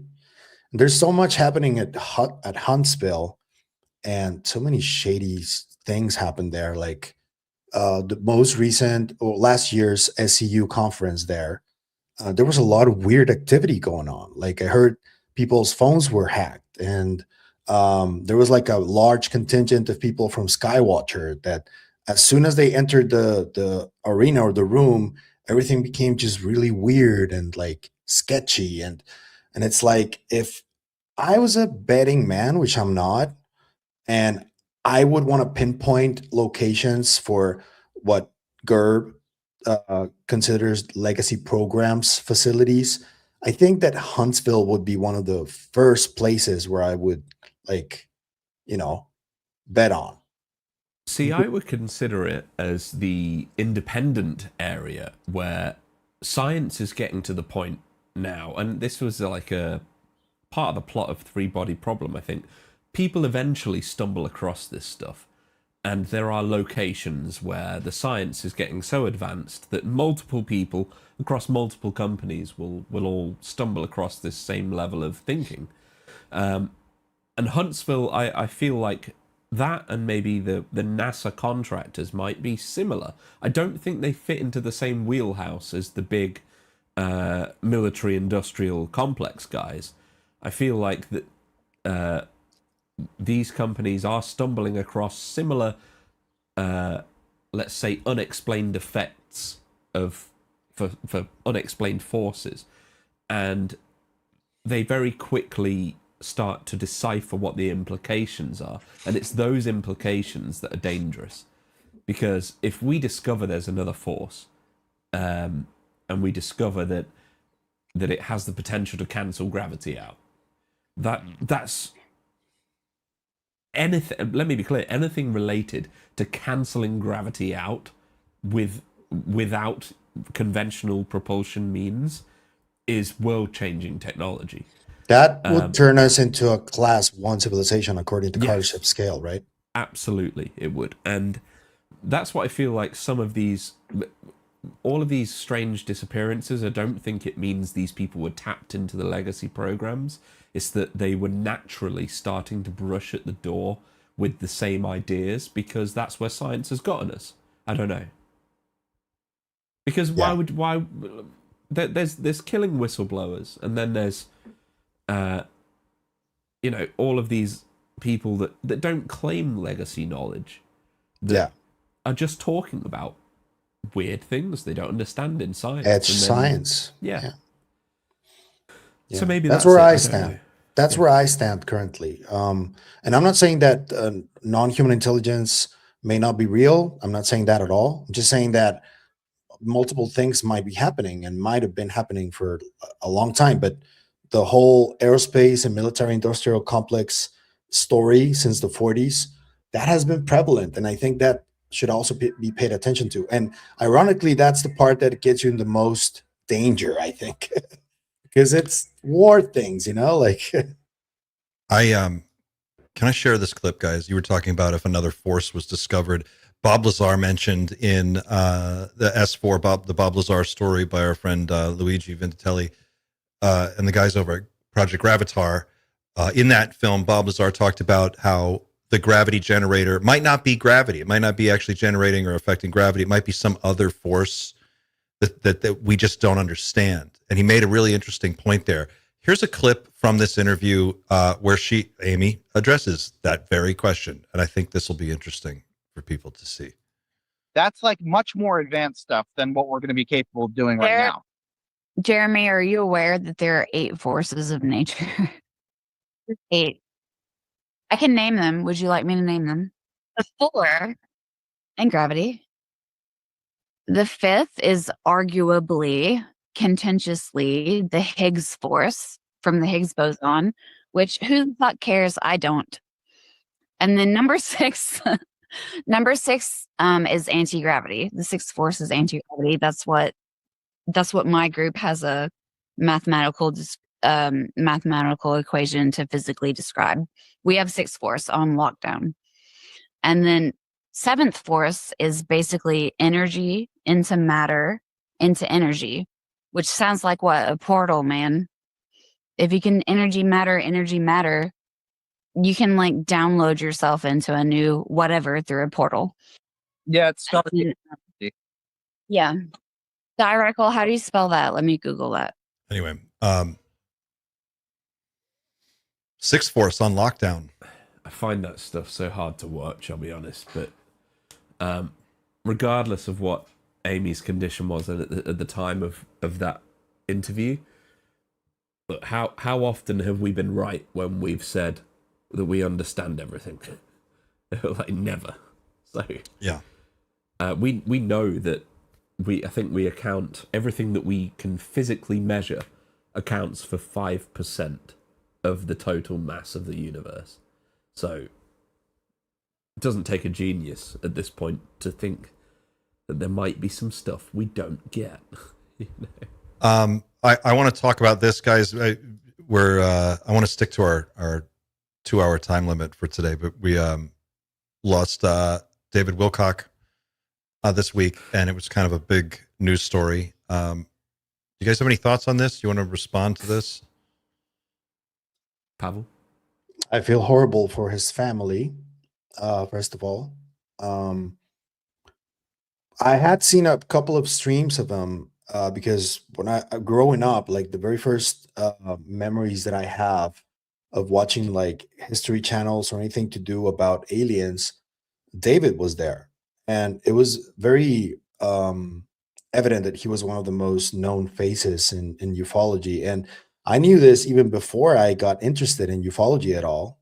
And but when I got into the space and I started getting to know a little bit more about the whole UFO-tainment aspect of ufology, I understood a lot more. And I understood that in 2017 something happened, which is that when the New York Times article came out, there was like an official or semi-official confirmation from parts of the government that this was a thing. And that inevitably started affecting and is still affecting and will continue affecting the UFO-tainment sphere, because there's a lot of stuff that has been shown in those shows that has zero basis, like and none of it is like, or a lot of it is not proven really. It's just speculation and theories, which is fine though. Like it's entertainment. I get it. But I quickly realized how like the differences between small channels like us that were trying to cover this in like a more curious and honest way, I guess, and the UFOtainment division that has had a hold of the industry in ufology for many years. And specifically, are you like, what's an example of UFOtainment for people who don't understand? For me, Gaia, the History Channel, Ancient Aliens, all of that stuff. Our next topic is so infotainment, but we'll get to that. Okay. So alongside that, a lot of these personalities that started, becoming wildly famous, along that fame and that money, there always comes like mental health problems because not everybody can deal with that kind of stuff. And when I saw David, especially recently, like over the last few months, I saw a couple of clips of him, and it's very evident that he wasn't going through a good time, right? Because he had many issues with different things that he was a part of. And, when I see somebody like that is going through a rough time like that, I don't go and attack them and just kick them. My idea is to, if I see somebody like that who's going through mental health problems and is involved in something like this, I would want to try and help them instead of criticizing them more and making them get lost in that void more. Because it is a void. It becomes a void eventually. And there's a lot of people that go through this, and especially in ufology. And there's something that I get angry about because they lump everybody who talks about UFOs to the mental health category. And the naysayers and deniers always go like, it's a mental health issue. Everybody has it. That's not true. Although it is real. There is a lot of that, but not everybody's like that.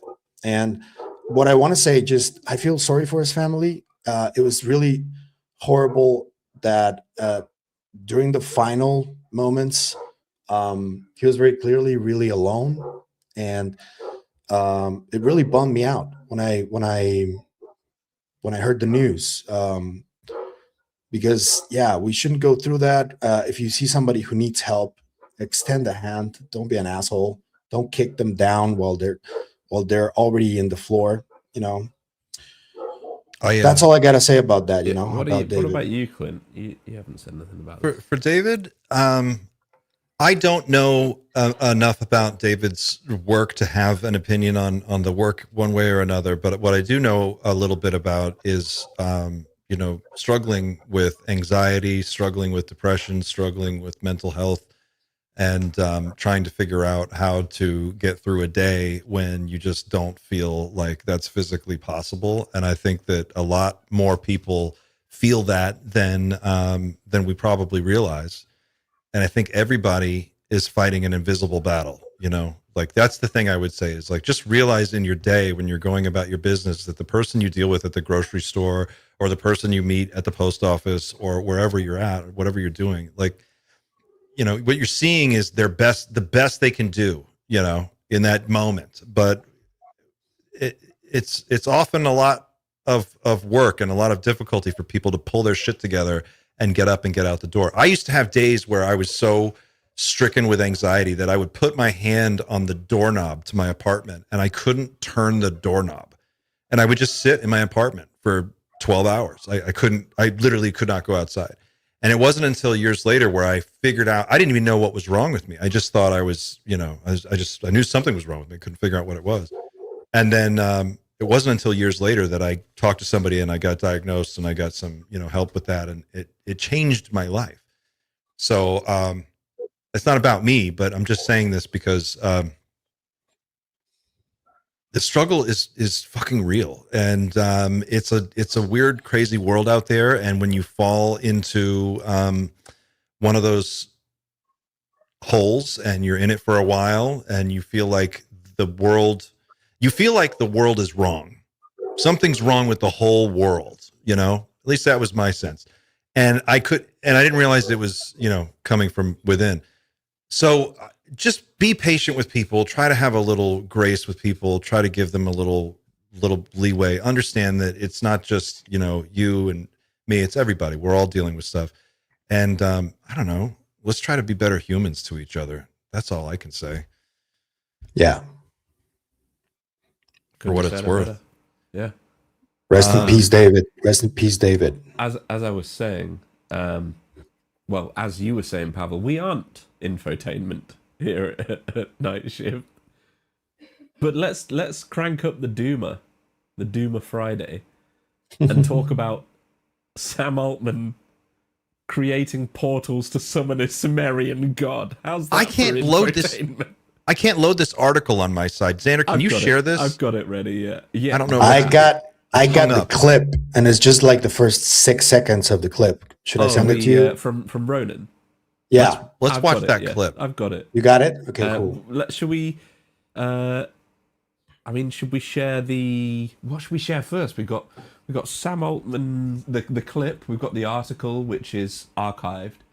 We've got something else that I probably want to share afterwards that you've already touched upon, Pavel. So let's share the article first. Yeah.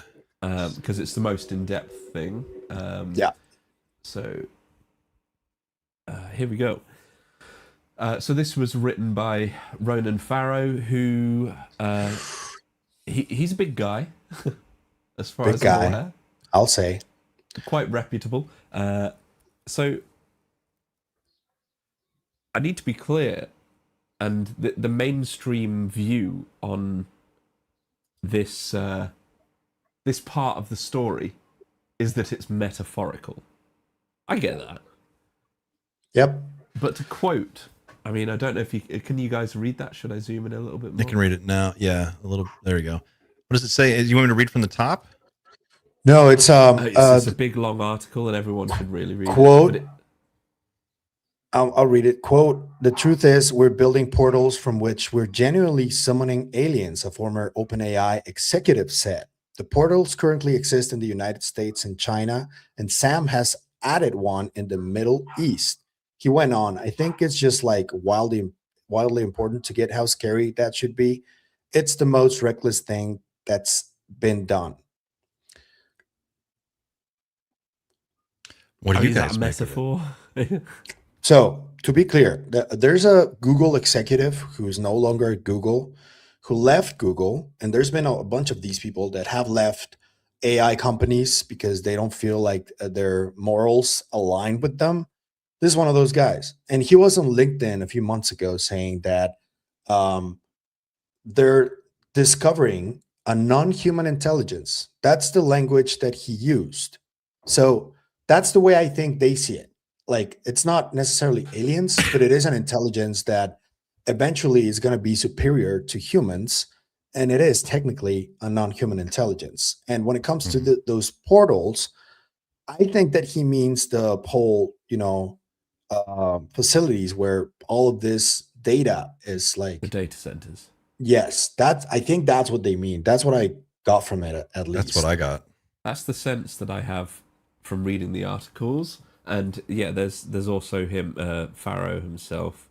I'll share this. Just briefly mentioning the same thing. This kind of AI capacity is shaping the balance of power between nations and all of our security. One former OpenAI executive said, quote, "We're building portals from which we're genuinely summoning aliens. The portals currently exist in the United States and China, and Sam has added one in the Middle East. It's just like wildly important to get how scary that should be." This kind of AI... That's crazy. Ronan. If it's to be taken literally, then it's crazy. But he doesn't react that way, obviously. He doesn't seem to react that way. If you follow the transhumanism movement is like deeply embedded in Silicon Valley, and a lot of these guys there's another layer to this that is outside of the public discourse, which is this whole idea of we're going to create a god. At the top level, that's really what these guys think they're doing. Elon has said as much. He called it summoning the demon specifically, and that was back in like 2016. Sam Altman, Why does everyone say it like that, though? Why don't they say, like, summoning an angel? And then you have... No, it's a demon. And then you have Tim Dillon saying that they're summoning an ancient Sumerian deity or something like that. The concern is that it's, as soon as you create something smarter than you there is no world where you maintain control. It doesn't. Nope. It's game theory. You cannot control something smarter than you. So it's over. And I think that's the concern, is like, well, we're creating something smarter than us that we are going to plug in to a completely networked world filled with killer drones piloted by artificial intelligence, killer robots, humanoid robots running all our factories, walking around on the street, delivering your fucking Quiznos sub. All of this is going to be plugged into the network. And I don't think people really appreciate how vulnerable all of this stuff is to a super intelligent AI. Anthropic's new model, Mythos. That was stolen, by the way. So powerful that they are literally like, it's like a magic button for hacking. And they gave it to the government first. They gave it to Apple and Google and a few other places. Like, that's how dangerous. And that's today's model. So yeah, it is, in a sense, it's a demon. It's something that we're going to have to reckon with one way or the other. And I think what scares me is that you have people like Altman and Musk and, the Dario Amodei and all of these different AI founders, and they are unilaterally making decisions about how all this shit gets deployed and what the safety mile markers are and how we're going to govern it. There's no regulation. There's no discussion in Congress. There's zero fucking education amongst the members of Congress or the various committees that oversee this to even look at this. And the administration has gotten hundreds of millions of dollars from the tech sector, and it doesn't look like that's going to change anytime soon. So, we are careening towards a world where the average P-doom from these guys is like 50%. How much is too much for you? If you got on an airplane and they were like, there's a 10% chance this crashes and kills everybody, would you get on that plane? So we're going to this world where they want to compete to see who can create the super AI first, because they somehow, I guess that means that they are going to be able to defend themselves or control. They're hoping that the AI is going to be grateful to whoever created it, basically.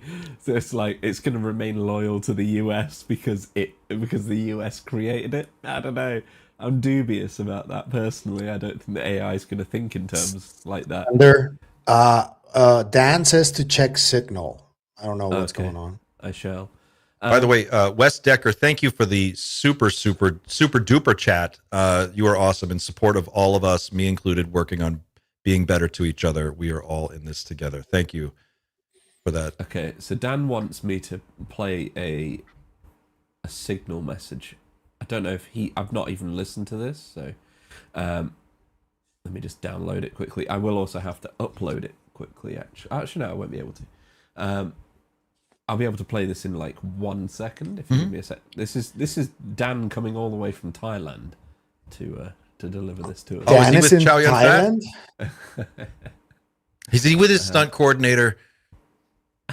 Say what? Okay, I've got it ready. Dan, the world traveler, of modern technology. The fact that I can just...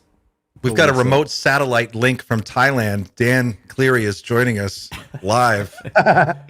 In voice only. I don't know what this is, so we'll just have to... We're patching him through right now. Oh my. Here it is. Let's have a listen. 51 seconds long. I'll zoom in on the 51 seconds. Hey buddy, play this on the air if you don't mind. Oh boy. You're talking about the Sam Altman and the portal stuff. Metaphorical, yeah, that's all well and good, but metaphors don't have locations. And in that, they mentioned 3 locations where Sam Altman is making portals. And also don't forget that there's been a couple reports over the last couple of years that CERN in Switzerland has opened at least one portal in some lower level of their facility, where they say at least one being has come through. And they even have the detail of like a being either left a scarf in the CERN facility or took somebody else's scarf. I think it left a scarf. but just wanted to add that. So what he's talking about is this, which is this is a real doctor, Astrid Struckelberger. Dr. Spachemin. I mean, it's just worth a listen. I'll just play it. Pavel, I know you know what this is, but actually CERN is dealing with radionuclear research. But it is more than that, because there are lots of physicians, I know some, they're doing very strange experimentation. There are beings from portals coming in and out. It's physicists from the CERN who told me this. They've testified to beings coming in and out of portals. Yes, they have apparently in the bottom of the CERN this portal, this door where they are dealing with all the subatomic dimensions. They say there are 17 different dimensions of reality. That's what those physicists say. Some others say there are more dimensions, you know. And now, when you look at what is going on in the CERN, there is a fight from some of the military agencies, Intel. They say that there is a fight on time. They're trying to change time. it always ends up with time. I looked this person up just because I didn't want to make sure I wanted to make sure I wasn't just, you know, talking about some random person coming up with a wild theory. She holds a PhD in public health, has worked with the University of Geneva, with their faculty of medicine. She's got a senior teaching role. I don't know, that qualification. So she isn't just some random person.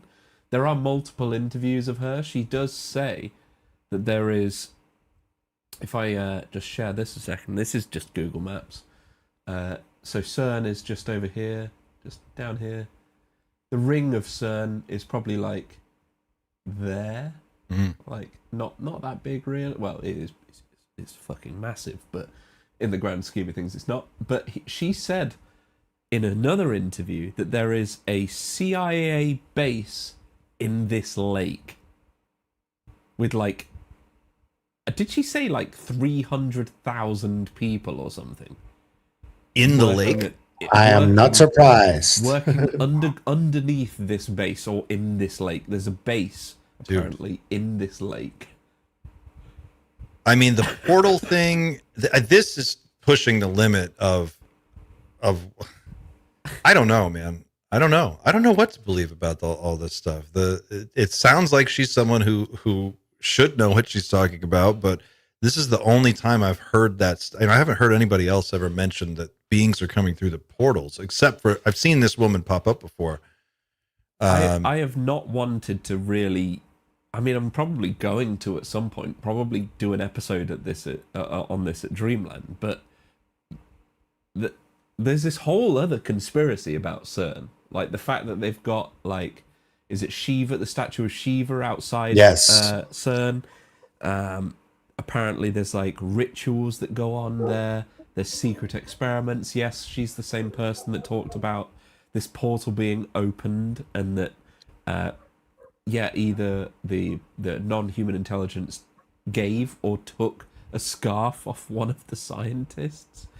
It's probably as wild as it gets, but up until now, I was like, okay, there's just not enough to really talk about there other than that interview. But then you've got this strange rhetoric about summoning demons. You've got Tim Dillon talking about summoning a Sumerian god. And it's like, are we doing like some strange cycle where the god gives birth to humans, and then we eventually create that god again via AI or something, and it's just like a never-ending cycle of craziness? Oh man. I don't know what to make of it. We can't deny the evident occult connection between some scientists throughout history and, you know, all this talk. And there is, like, there's always been. You've got Luna saying, read the Book of Enoch, and you've got Matthew Brown, who is heavily into Enochian magic. You've got Dylan Borland tweeted a message saying something to do with the Watchers, which is directly from, it's the name of the first chapter in the Book of Enoch. And Enochian magic was something covered by who's the guy that invented the rocket? Not Von Braun. Jack Parsons. Jack Parsons. He was heavily into Enochian rituals and Yes, Enochian sir. magic. Like, where does this start and end? Like, I don't. Any relation weird's to going Alan Parsons? Alan Parsons Project? Never mind. I'm No just kidding. idea. Yeah. What if I feel like you're dubious here, Clint? I'm not dubious. I don't know. Talking to Matt actually at the top of the show was kind of refreshing, because he, his take seems to be like the left hand and the right hand aren't even fucking playing the same sport. The fingers don't know what they're doing. Like all these, the Congress, the House and the Senate, it's just people are all over the place, but they're saying shit. They're just saying, they're going on camera saying all kinds of stuff. As for portals and beings and stuff, I think what is interesting to me is maybe at the heart of it all, like the heart of the UFO question, who are these beings? Where are they coming from? What are they doing here? What if you get all the way to the center of that onion and it just turns out that the real secret is the soul survives death? The soul survives death and can carry information back through and come back around, and that the body actually is a container. And if you just imagine like previous periods in human history where we've just had to go from being like the earth is the center of the universe to, oh, it's not the center of the universe, like that adjustment. Maybe something along these lines is true. And maybe what you're seeing is like these edge science experiments are sort of pushing up against the edge of maybe the simulation or whatever you want to call this, the illusion of the world that we're in. And other things can poke through. And maybe some of these visitors that we're seeing already have that knowledge. What would a civilization look like that knew that when they physically die, they don't die, and they just literally reincarnate and come right back? Like, how would you build your society around that if you knew and you could count on it? Like, for sure. I think that's some of the issue, is that I think it would be, I would consider it good news to find out that something continues after I die. But at the same time, it's like that film with, what's his name? Big tall dude, big tall actor. I've forgotten his name. Which one? It's a film where they discover, I think it might be called The Discovery, actually. Where they find out that there's life after death. Somebody will name it in the chat. Flatliners. I don't know. I don't think it's Flatliners. It's Kiefer Sutherland, Kevin Bacon. No. Is it 21 grams? No, right? It's The Discovery. Justin has Discovery. confirmed. Okay. Yeah, they find out that death isn't the end, and then everybody starts killing themselves because they're like, well, I'm tired of this one, I'll just start it again. And then eventually they find out it's all like, well, I won't spoil it, but yeah, in a sense, although it might be reassuring news that death is not the end, how does the world continue to function? Do people think that people are still afraid to die? It's not fun. I mean, imagine. But the reason I think of this occurred to me is just because I've been watching this channel, this Instagram channel I'm following right now called I think it's called the Coming Home channel, and it's all these NDEs. It's people who've had NDEs, and they're like, I was holding a payphone, the booth got struck by lightning, I fell out of my body, and I'm standing there looking at my body. My wife comes running at me. And then she runs right past me and goes and looks on the ground, and there's my body, and I'm looking at that, and she doesn't see me, and here I am, and I'm having this whole lucid experience. I'm seeing everything. I'm hearing it. I'm hearing the sounds. I could feel the air. Dead as a fucking doornail, but not. And standing right there. Bob Lazar, humans are containers. Containers for what? Abductions. A number of people have talked about, I felt like my soul was pulled out of my body and put into another body. I feel like I've been, they can vacuum you out and just like stick you into another. Out-of-body experiences that people have trained themselves to do. Ramsey himself has talked about it on Night Shift. Mm-hmm. I had a friend talk about his own experience just last week. By the way, everybody, someone in the chat pointed out, we've got the Area 52 trifecta going on right here, the A52 hat. Xander's rocking the Invisible College shirt, and we got a majestic hat on Pavel over here. I love that, by the way. I love the white on here. And some, what do you have there, Xander? That's one of the little trinkets that Chris sent me with this Invisible College thing. There's not enough light here to be able to show it, but I put it in this little challenge coin case. That's so cool. Little thing to remember. And can we talk real quick, the Invisible College sweatshirt that I have that's embroidered with it's got like the nicest sweatshirt I own. I own some expensive sweatshirts, but this feels like a $250 sweatshirt when you put it on. So for anybody who's interested, I opted for the hoodie, and I'm going to bring it to California, even though I know I can't wear it a single day. I'm going to crank the aircon up and just sit there in the hoodie. It's nice, man. Because it's that good. But yes, I will get a Trump disclosure coin for one of these as well. What do you get it? I'll wait until it goes on eBay and I'll get it for $1. What do you think, Xander? I mean, what's your take on the whole summoning demons Sam Altman thing? Look, AI. It always comes back to that. Ask me a year and a half ago, and I'd have said no. It's all one thing, and it's quite obviously just visitors from another planet. And then, fast forward to today, and everything is now up in the air. Everything. And as much as I hate the whole religious interpretation of all of this stuff, I think it's probably about time I started to recognize that the way religion has interpreted this stuff, this is very Jacques Valléan, so I'm sorry, I'm definitely borrowing from his wheelhouse right now, but the whole way we interpret this as aliens, it's probably about time for that to change. I don't think it's a case of them coming from other planets. I think it's probably that's the scientists' wet dream about what this is. But for religious people, the angels and the demons is the wet dream for them. And I hate saying wet dream and angels. It sounds weird, but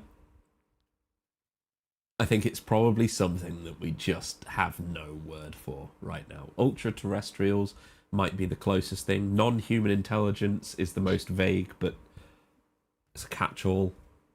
I think it's probably... I want to see it. Simple as that. You want to see specifically... I want to see a face of one of these things so I can make my own judgment. What if some don't have a face? Then maybe I've already seen them. I don't know. But they're still real, Because I think we probably have seen them. I think photos that are in circulation right now, some of them are real.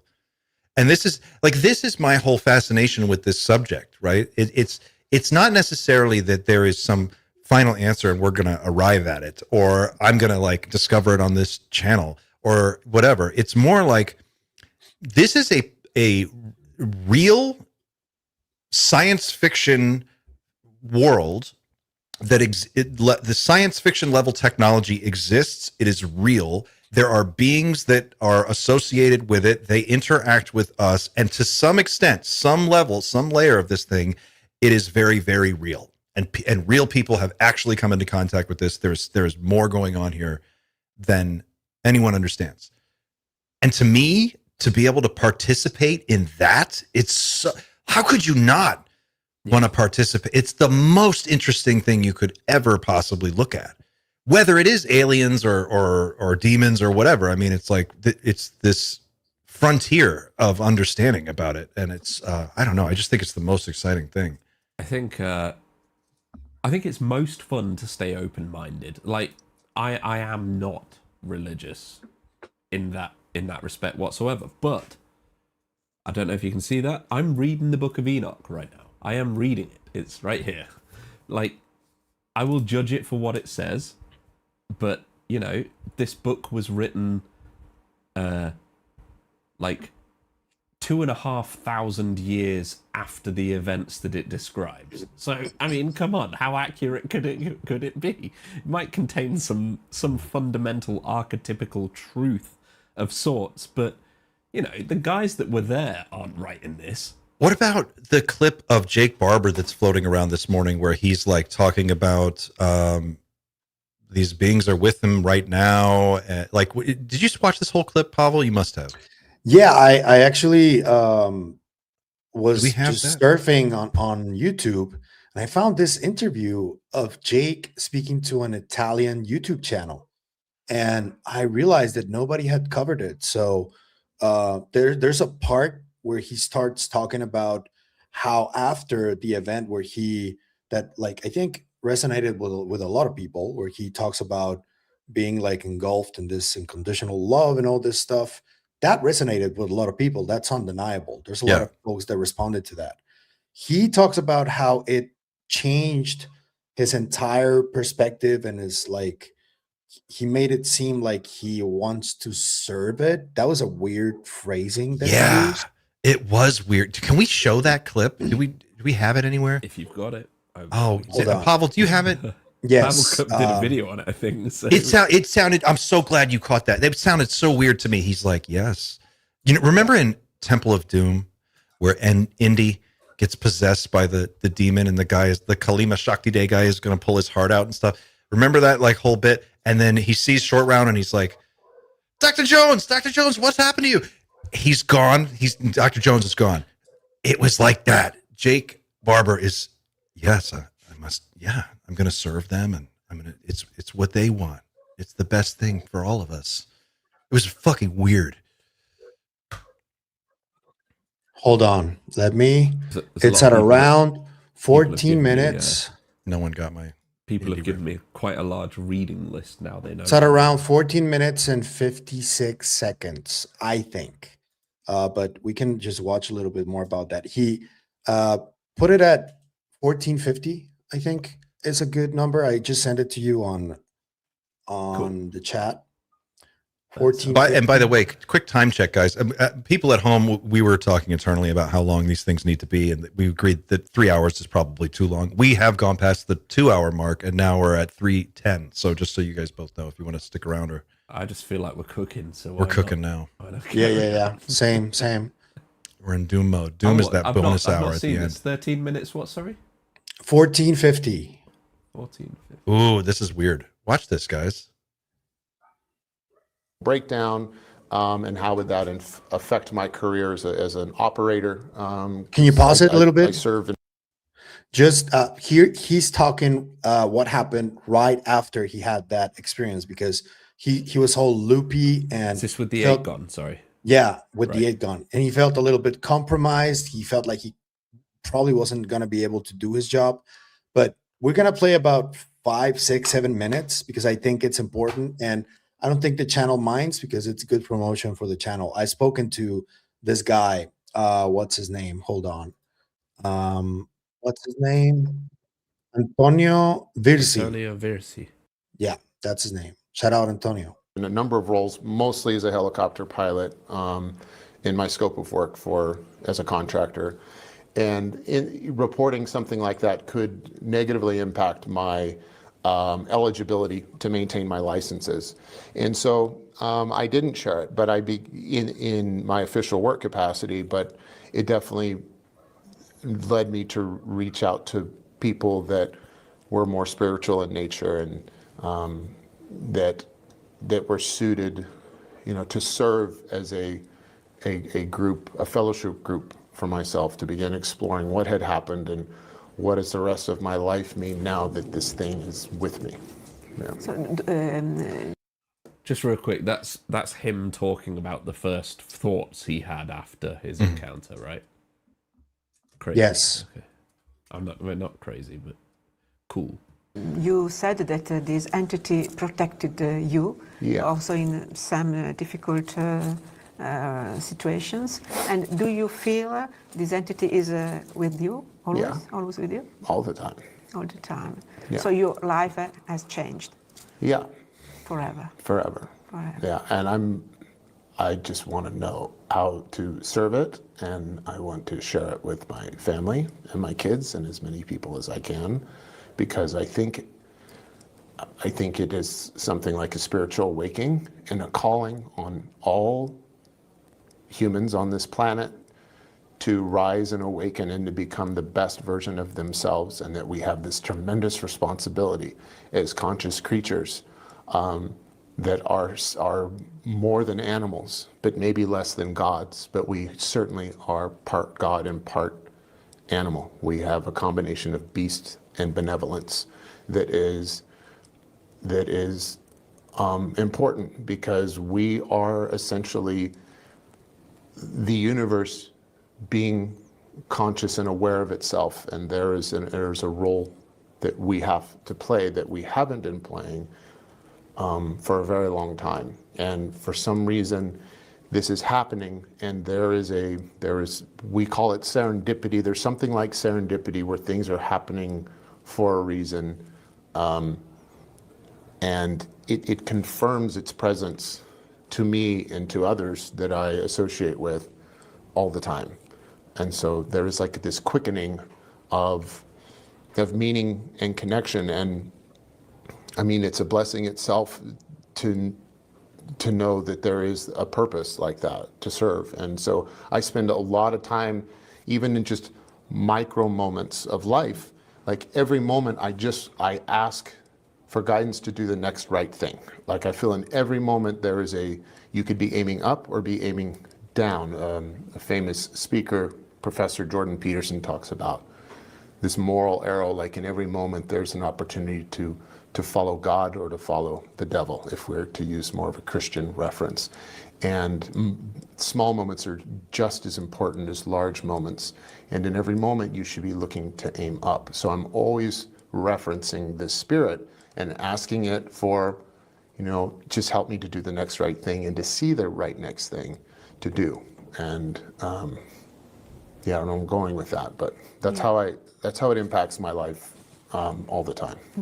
And That's it, I think. what are Something that I did say after he mentioned this is that if you read the literature, many of the world's most consequential and influential ufologists like John Keel, Jacques Vallée, Patrick Harper, they all say the same thing. Like you go through their journey, and at the end of it, they're like, this thing is deceiving me, and it starts with like really nice like interactions like this, and then it morphs into something twisted at the end, especially with John Keel.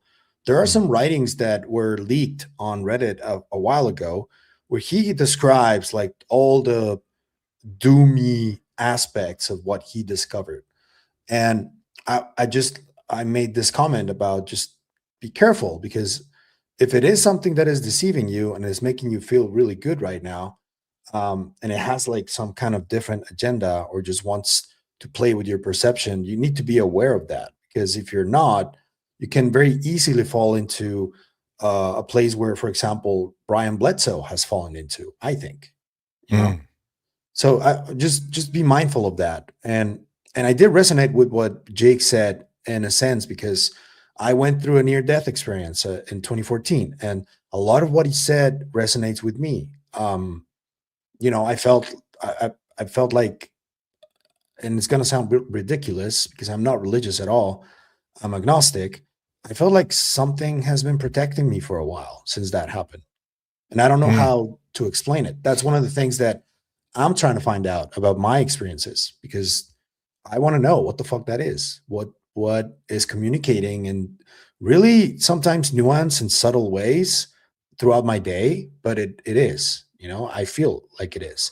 Maybe I'm crazy too, but I don't know. I don't think you're crazy. I think that, he talks about, it seems like he's talking about a couple of different things. He starts out with like what sounded like a pretty clear, concrete, this thing I experienced is with me, like now in the room. It's, it's the presence that's with me, and it had this huge effect. And then he had this sort of other comment about just, sort of like having a clear moral compass and understanding like what the right next move is in life and how to, you know, just generally like golden rule kind of stuff, treat others as you'd be treated. And I'm not sure exactly what he's driving at here, but he kind of says when he's like, oh, I want to figure out how to serve it and introduce my family to it. That sounded really creepy to me. Yes. And Carla Turner famously in this really, I don't have the clip available right now, but she did this great MUFON presentation where she's like, these things are deceivers. Like they will fucking lie to you and tell you all kinds of horse shit. And then it, you know, just play with your mind. So I think there's something, yeah, what you're saying makes a lot of sense to me. There's well, even his original origin story, Jake Barber's original origin story of moving the 8-gon and having this thing that like hooked into him and made him feel overwhelmingly emotional and just overcome with intensity during that. He didn't even know if he could keep flying his helicopter. That to me sounded suspicious the first time I heard it. Like, is this thing capable of taking control of you from a distance and then like affecting what you're doing and your decision-making process? And like, yeah. What if you extrapolate that out across, you know, and how, you know, and Jake very clearly says that he doesn't feel in control then. And he's like weary of what the hell is this? I can't do my job while I'm in this state, you know? Well, put it this way, when you had your NDE and when I've talked about it on a recent episode when I had a small spontaneous awakening, I wasn't in control. I had no control over that. And I had no control over the following 2 days. Clint, when you had your experience in ayahuasca, you had no control, but you're still thankful for it. Yeah. Well, my experience was in the sense that I had an experience that opened my mind. It was an experience that I was searching for. I traveled to Peru. I went to Cusco for this thing. I prepared for weeks in advance. And so when I came face to face with my experience, that was like, to me, it was in my own personal journey. It was like when Luke Skywalker has to go into the fucking cave and fight, you know, what he thinks is Darth Vader, but he finds out it's actually his own fear. You know, it's like that. I had one of those come to Jesus moments where I crossed over to the other side for a little bit and I was shown some things that really related to me personally and that I was able to verify later as time passed. Jake's story, it sounds like something else came from outside in and affected him. You know, he wasn't expecting this at all. There was no preparation. And he's just like flying a helicopter and then suddenly this happens. And I wonder to what extent, you know, it seems obvious to me that there is a mental plane. There is a mental plane of existence that we can access through psychedelics, maybe through the right application of psychedelics and protocol. There's a way to get there. And when you go there, there's rules of the road. One could write an operating manual for how to handle yourself in that realm because there must be a way to do it. And I feel like these beings are looking at us from that realm, at least some of them, and they're looking down and they can see everything and we cannot penetrate back up. So they're able to, I don't know, just so reach out and touch us in a way. Chris is in the chat and he's rocking out on the fact that we've all got his merch on right now. Hey, Chris. To possibly over talk about Alan Watts so much, but you guys know I love Alan Watts, and yeah, he even featured in Chris's intro music in his live show. So he echoed a very old Hindu trope that the universe is basically just playing hide and seek with itself. So of course, we're not told the truth because that would be cheating. You have to find your own way there. Like you can be shown these glimpses, but in a way you are serving the eventuality, which is probably your own death.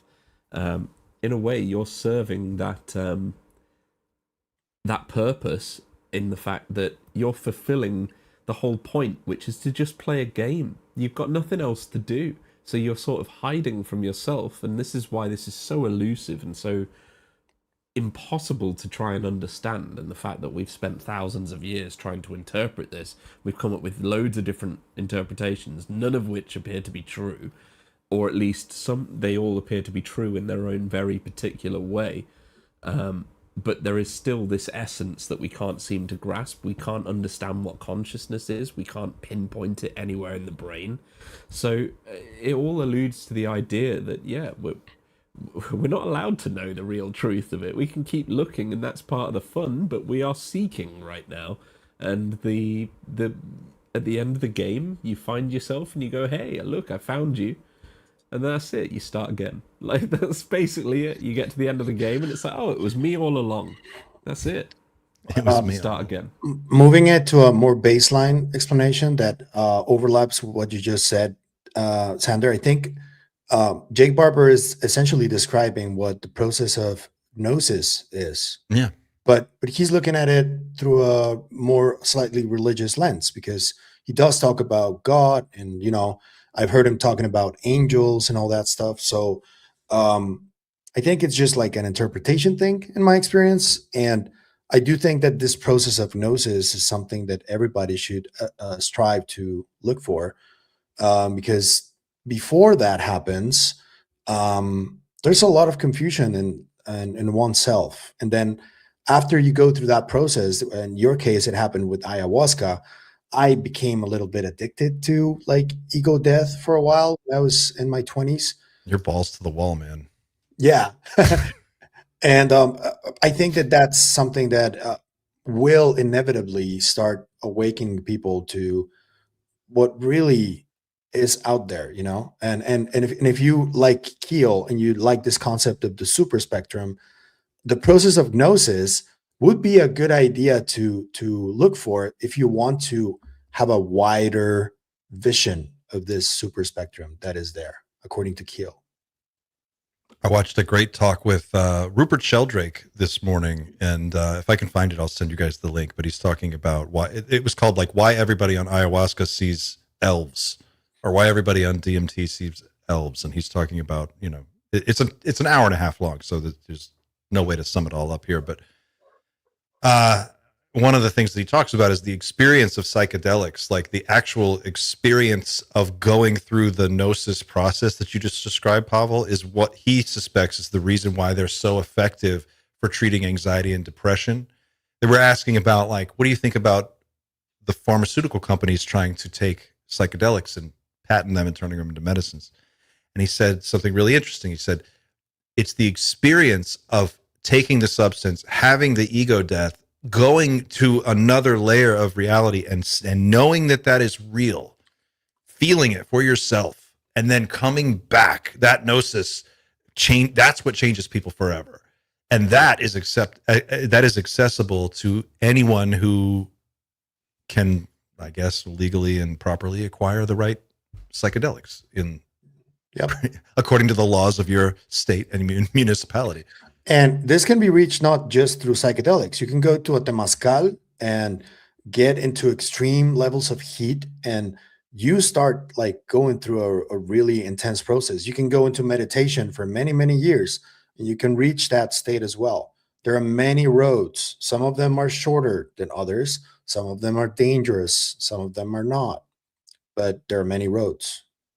But I can tell you, from personally, what the thing that changed in me was once I had that experience and I understood what I was looking at, and I realized, I came back from it and I went, oh, okay.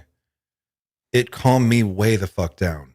It really took the edge off. I mean, I've always been kind of, you know, high-strung individual, but it was like, you just know that this level of perception that we live in every day, the 9 to 5, going to the store, going to the, you know, changing the oil in the car, all the stupid normal shit. You just know that there is another layer past that. And just knowing that is comforting. I don't know. For me anyway. Yeah. Yeah, absolutely. There is definitely very comforting. Particularly like for people such as myself, like I'm sure there's more than one person in the chat that has, I quite literally have death anxiety. I think about death throughout most of the day. So I spend a lot of time thinking about it. I try and rationalize the experiences I've had, to be able to deal with the fact that one day the party's going to end and carry on without me. So I guess maybe some of this is coping to some degree, and I guess a lot of people, some people may take that to the extremes. But at the same time, there are genuine experiences to be had that are, and without getting all love and light and woo woo, they are, as I've said a few times, realer than real, and they are, for the most part, extremely rewarding when you have them. It is complete. It's like a 180 on perspective when you watch the news and then you have this happen to you. It's a complete 180. You're like, you kind of almost have to laugh at it. I can't help but think that's maybe the end. The end game is that feeling rather than the test or the game that we seem to be running right now. For whatever reason, I don't know. One of the things I find it so interesting about NDEs is that everybody who has one seems to come, anybody who has an NDE that comes back and tells the story, that it's almost always, oh, don't worry. Like, dying is the easiest thing. It's like, it's actually the least scary thing that's going to happen in your life. Like the people who describe it very, with a sense of relief. Like, oh, I didn't even know it happened. And then suddenly I'm like, oh, this is what's going on. My experience is a little different though, because I was going in and out of consciousness when it happened because of substance abuse. I had like a cocktail. If my mom hadn't been there, I would have died.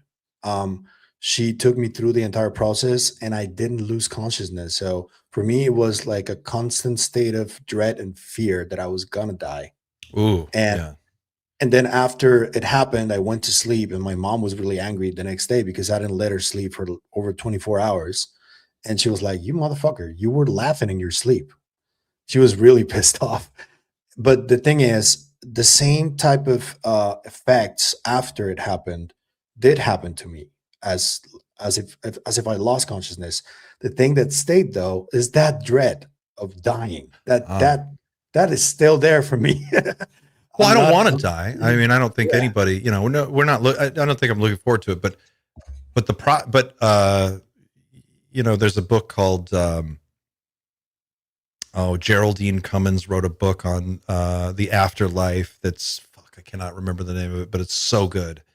And describes there are many books that have been written on what happens immediately after and people who experience the afterlife and detailing it out. And one thing is it The Road to Immortality? The Road to Immortality by Geraldine Cummins. That one is fucking great. And what I take away from all of those reports is that there is continuation of consciousness beyond the point of physical death. For sure. As to how what the process is like for every individual person, who knows? It's an individual thing, but those reports give me comfort that you are still you. There's a you-ness that goes that exists after your body is no longer. Maybe that light is just you eventually coming through the portal that Sam Altman has just created with AI, and it's just your face coming through the other side. Oh my God!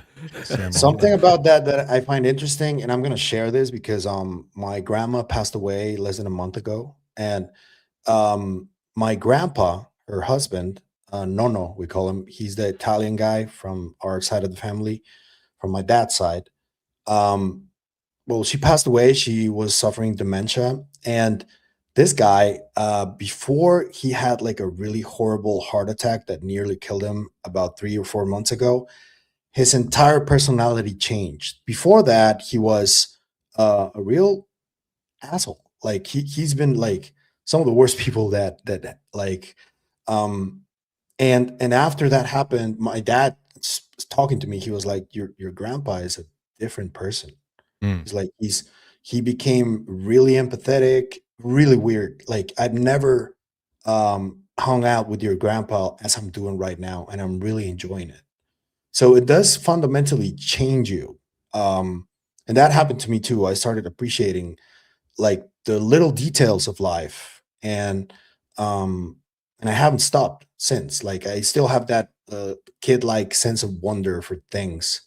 And that happened, that increased after I had my experience. That makes sense. The sense of wonder, the sense of like, I've experienced that too.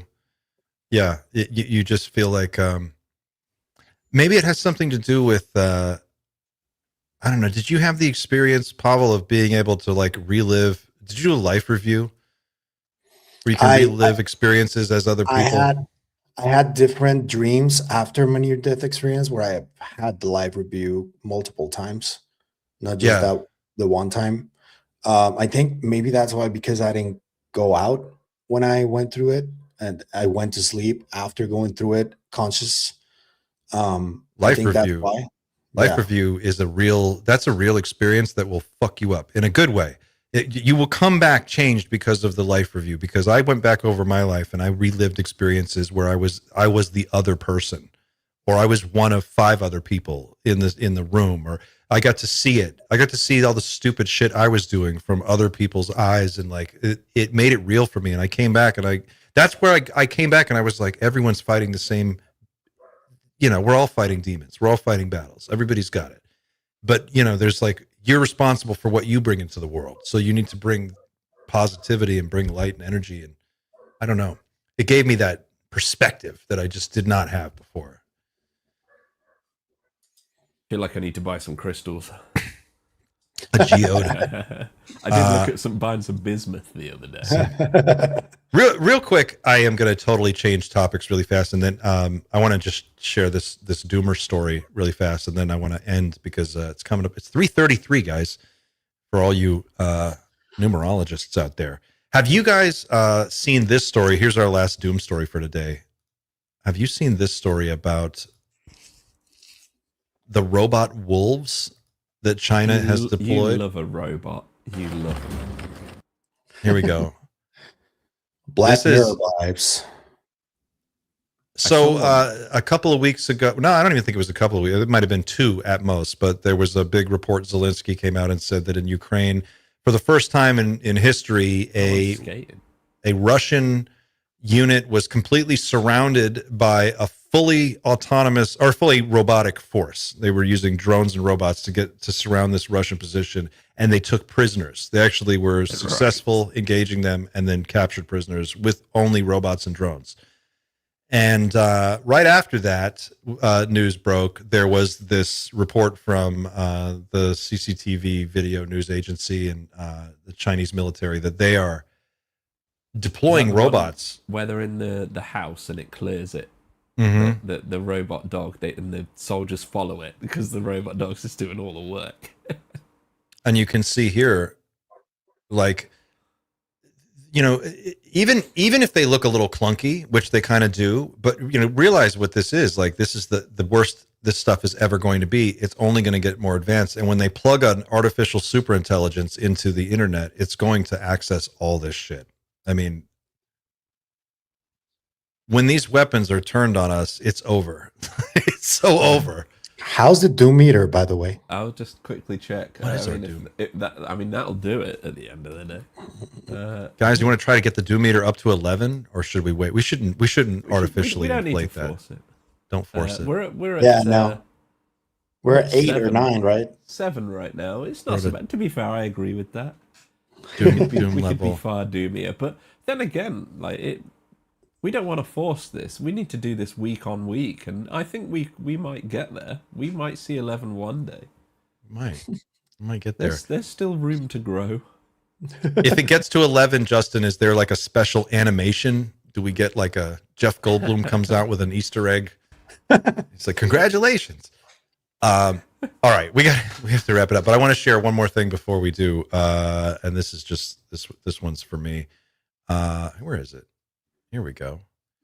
This is a photo from Christine. Christine bought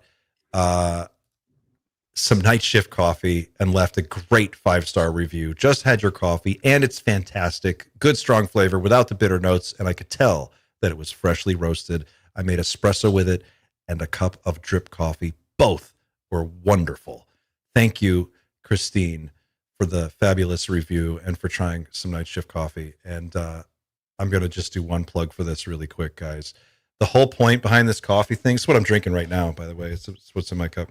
The whole point behind doing this was that we bow to no sponsor here at the Night Shift. So we made up our own fucking product, and we are our own sponsor. And if you want to support this channel and you want to see more talks like this and you want to see us do deeper dives with more cool guests, the best way to help us do that is to just keep supporting Psychoactivo, Dreamland, support me, Night Shift, everything that we're doing here. And so my thinking was, let's put out some coffee. I'm going to make sure it's the best fucking coffee in the world. When you make an order for this, your beans are green until your order comes in, and within 48 hours, we roast them and ship them straight to you. So this is literally the freshest coffee that you can buy, and it's delicious. It's awesome. So the whole point is, you can subscribe to this. You can buy one at a time, or you can join me in my coffee addiction. Subscribe once a month. You'll get a bag of coffee, and you'll help us out too. It's a win-win. I can't stress this enough. Everybody wins, and it's delicious.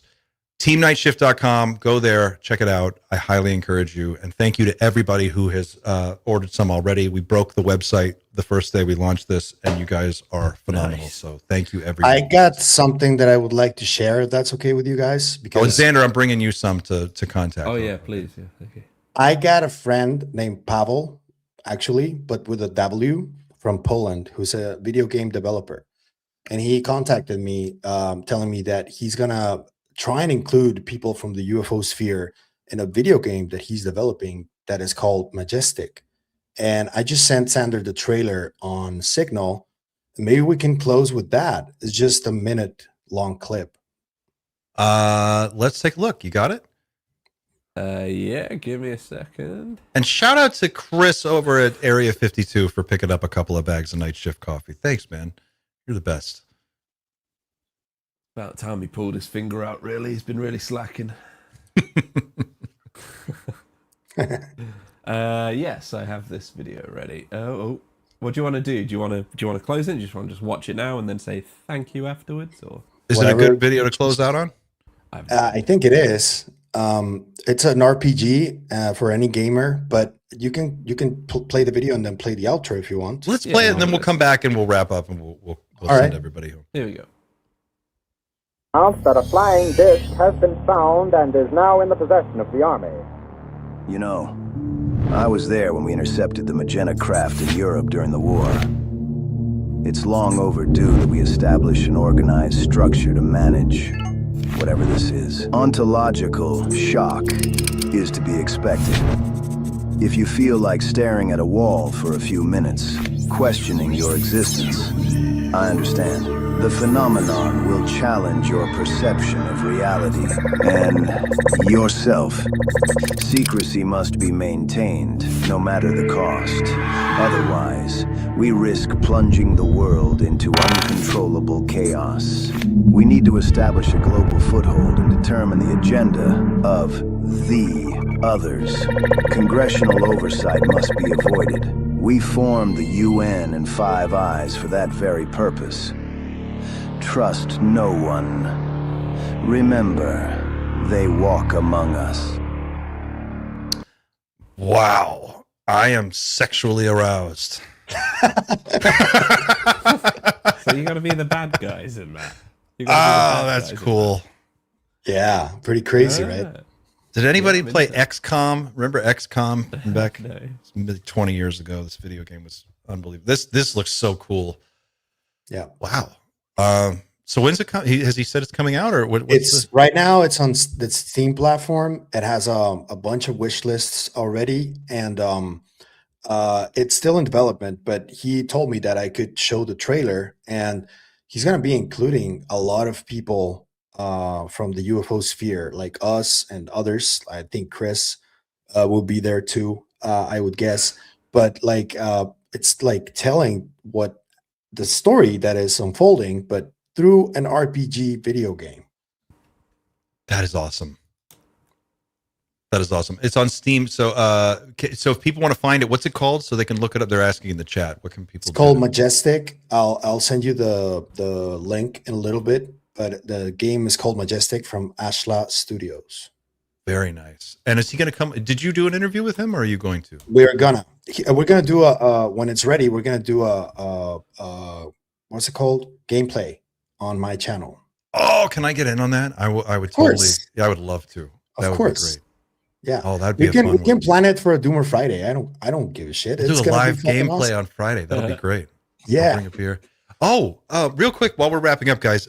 So I've got Andy's book here right now. I'm reading Atlas of Unidentified Flying Objects. This is awesome. It's Andy McGrillen, the host of That UAP podcast, or That UFO podcast, put out this beautiful book, and he breaks it down by case by case, Pascagoula, Devil's Den, and shows just where the reports were, photos, descriptions of the craft, drawings. I mean, all here in one book.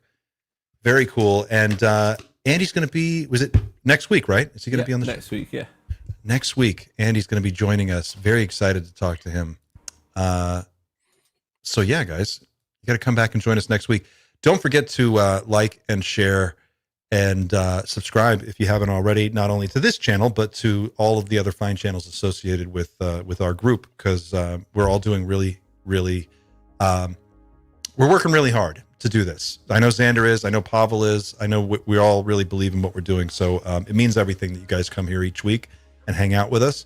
So keep supporting us and we'll keep doing it. It means more than you know. I imagine, Pavel's, you've hit 50K now, right? All right, yeah. We got to 50K, guys. Congratulations. Well done, Pavel. That's really good. Shout out to everyone who left a super chat. You are great. Jez Taylor, 6308. Thank you for, I have Andy's book. Anyway, have a $5 each. Thank you. Thanks to everybody for supporting the channel, for supporting the show, and being here, participating in the chat. We will see you again next week. Until then, be kind to yourselves, be kind to each other. Realize that it's tough out there. We're all fighting our own battles, and you never know what someone's going through. So give them a little space and listen if they want to talk. That's it for me. We'll see you again next week. Thanks for watching. Keep looking up, and we'll see you then. Bye, guys.